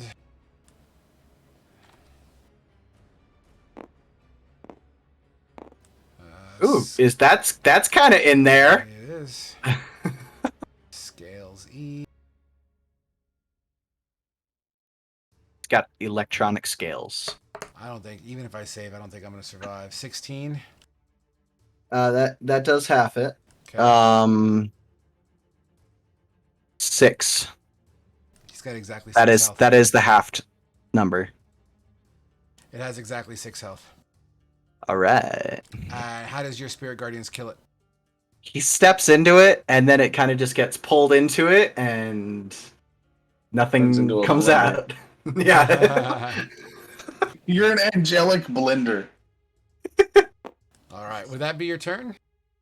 Yeah, that's my turn. Well, no, that was your turn that you just did that on. No, you moved. So now it's my turn. Lizard. I thought I thought that was his turn, and he moved into it. No, not at all. Okay.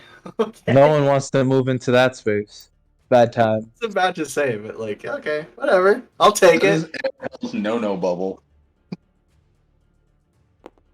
This lizard, hearing a complete decimation of his colleagues, peeks out. I like into the no road. bubble. Eustace, you're up. Whew. Gonna finally reveal myself. It was useless all along. No more fireballs. Do it again. Do it again. That's right. I'm gonna fucking throw a beholder at you guys. So salty. As we literally I'm going almost to- fucking died last time. The plan, we worked well. I'm gonna hold. Uses is gonna hold action right now. Okay, what are you For holding s- for? What's your trigger? I'm being charged by an enemy. Okay. What's What- the result? What are you holding? I'm gonna hold Toll the Dead. Okay, you got it. Lizard folk E.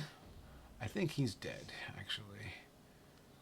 Lizard folk E. There's only 3 left, right? Yeah, lizard folk. There's lizard folk that lifts balls, or lizard that lifts Jesus. ass, and a lizard fighter looking type ass. Lizard A that lifts is around, and He's right here. Yeah, he's fucking going for it, and he's not charging you, Eustace. Sorry, buddy. And he will absolutely strike at Thermal. You miss, unfortunately, once again cracking over the hard carapace of this creature. Right. Can I see Thermal from here? Can you see Thermal? Maybe the top of his head. Okay. That's all I need. Nat 20 with the claw. Oh wait, is that a crit? It is a crit. And Hey. and a 19 with the bite. You know what that means? No, I don't. That means it's not a crit. It still hits. It's just not a critical hit anymore. Yeah. Oh, it has to be. Wait. Damn it! He's too far. Wait. No. He's got. Ah, It's 35 feet from you. damn it. Not quite. It is still a critical hit. You were I up one apologize. from that. Okay, there we go. Thank you. Appreciate that. So are we good? Crit. And Yeah, the it's other a normal hit. and the bite hit as well. Yeah.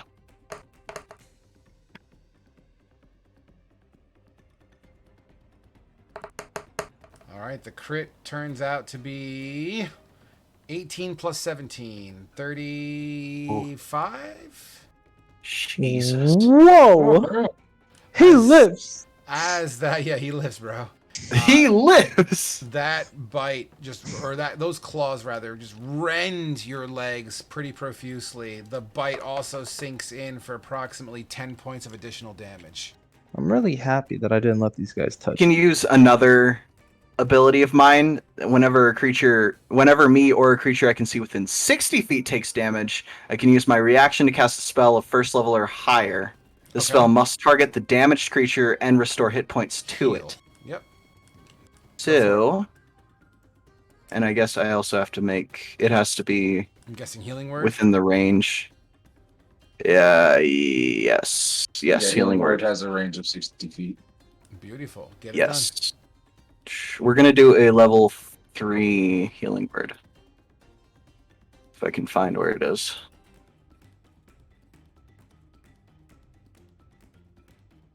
I don't know why I don't see it. So I'm gonna do a mass healing word, but it's gonna be just for thermal. done. Okay. And while you're doing that, roll a Wow. Okay. roll a guardian's damage, please. I passed a check with a 20, but I still need to take half damage. Wouldn't Okay. you have healed them more with normal healing word? Because it would have added die to it. I don't It would have added have 2d4. I don't know what the fuck is going on, but I Yeah. don't see healing word in my spells. Healing word would have been 3d4 plus your wisdom. All right. If you removed it from your spell list, then yeah, that's all. I don't think I got it. Lizard that lifts. If he passes the save, does that still give him the movement reduction? I think so. Yes. Yeah.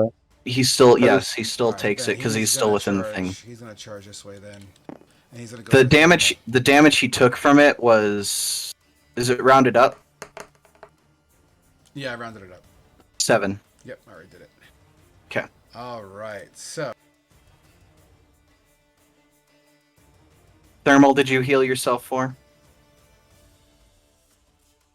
Thermal, are you there, buddy? Thermal, an advantage attack on you Hi. with a Sorry. 21 to hit with those claws. Thermal. That'll hit. Is that after his movement penalties and everything? From the He's forest? going out of it. He took his damage, everything already. He's not in the Spirit Guardians. So he is hitting you for 18 points of slashing damage across your Use legs. Sentinel to stop him. Well, I know what I was asking for is because he's still moving to the forest, right? So he'd be slowed. I said any square that the road graphic touches is considered passable terrain. Okay, sorry.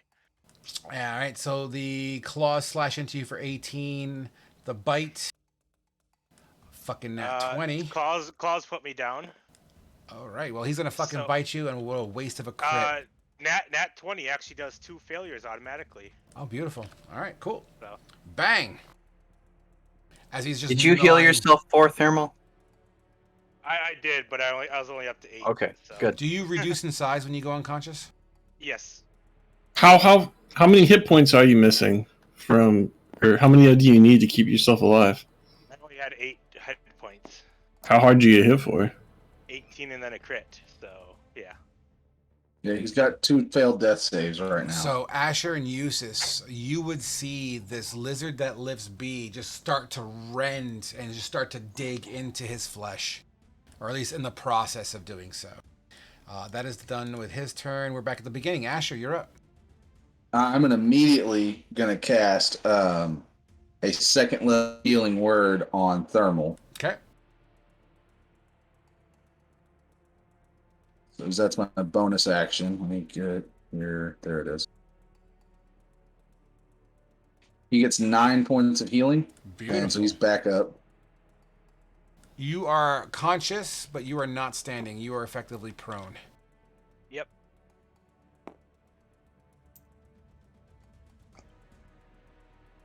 Dude, Healing Word, I think, is the best fucking spell in the game. I'm sorry. I'm gonna get here That's one of them, yeah. to lizard that lifts A, and now I'm gonna stab this bastard. Get it.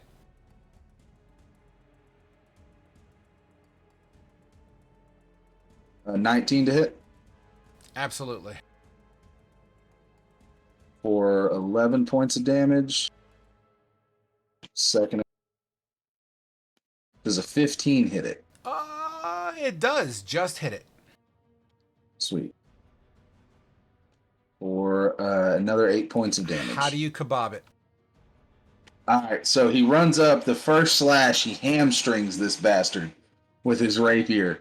And as he falls to the knee, he pulls the rapier back up and just stabs it right through that little slit between the rib cages and right into its heart. And he feels it beat against his rapier's blade before he pulls it out. And as he does, he flicks the arterial bright red blood across the snow. Incredible, and it literally just slightly melts the snow a little bit, and yeah, just a spattering, like a fucking Van Gogh. Would that be your turn? Yeah, I've used my bonus action and my action, so yeah, that's it.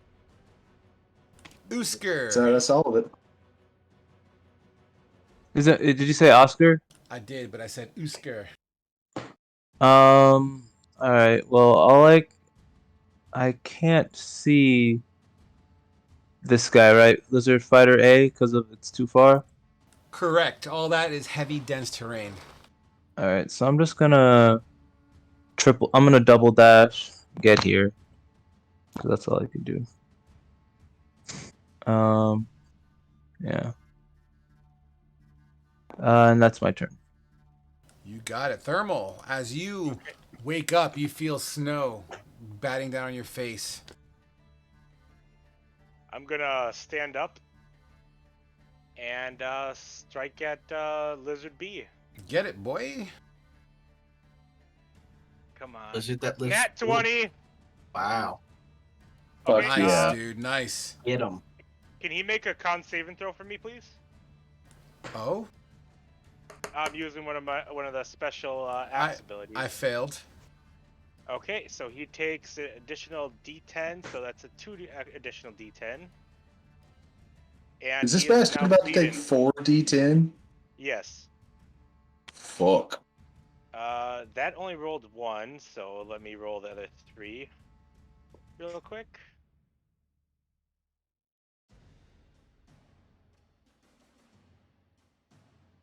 So that would be for a total of 33 damage. Jesus Christ.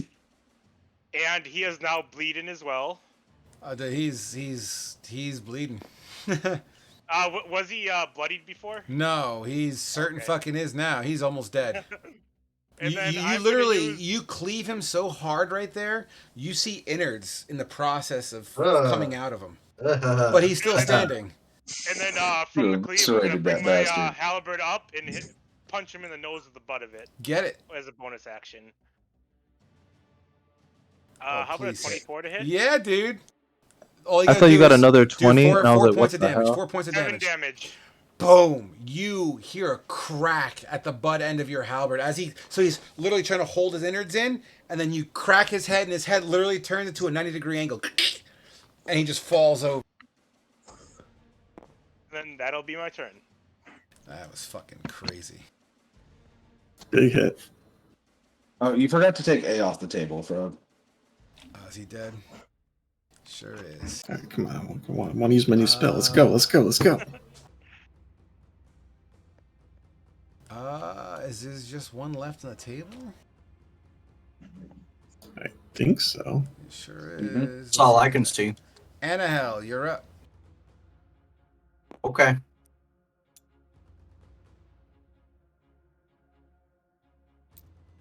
That's as far as I can go. Okay. Next up, the actual lizard. Don't you? As he steps out and sees everything else, He's got 45 feet left of movement. No, 5 feet plus 60, 55. He begins to fucking haul that is ass down the street. Eustace, you're up. He can't outrun me.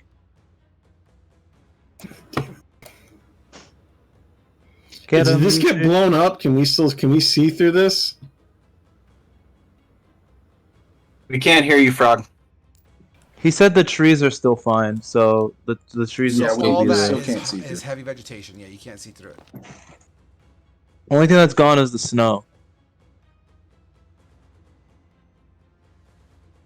Can I cast Toll the Dead on him if I'm in range and my familiar is looking at him, even though I can't directly see him? What does it say in the spell? I think your familiar has to still be within range of them. Familiars can only cast touch spells. Well, he can technically go into his familiar's eyes as a bonus action. It's point to one creature that you can see within range. You, not your creature. So, unfortunately, no.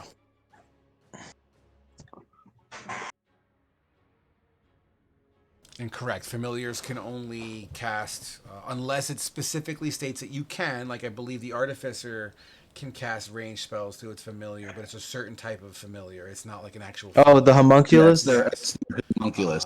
But in this case here, unfortunately, you will not be able to do... I didn't know homunculi can cast non-touch spells. That's interesting.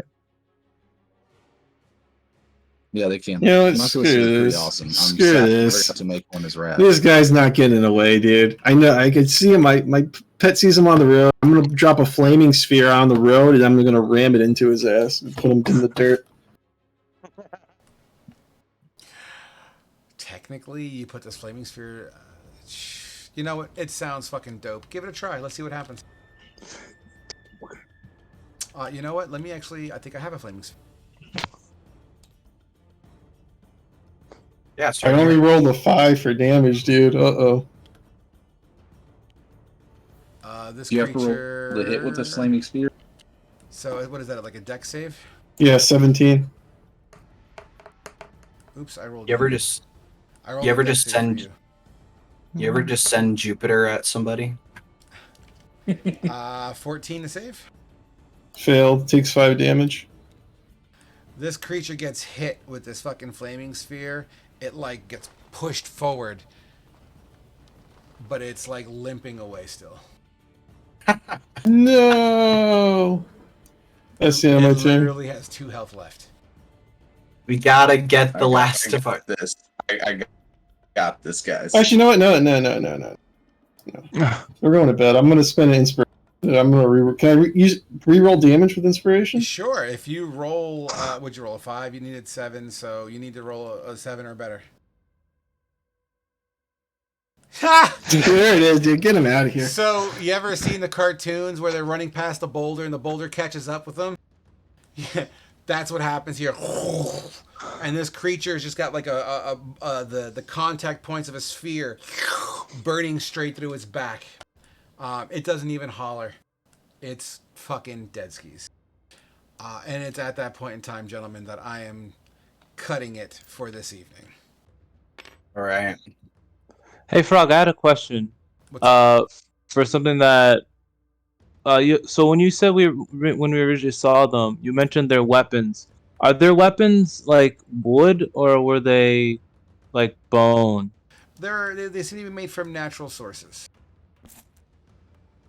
Okay, because So, I had thought you were bone, implying that they keratin. were the ironwood stuff we were looking for. Negative. They don't have the utensils to cut that stuff.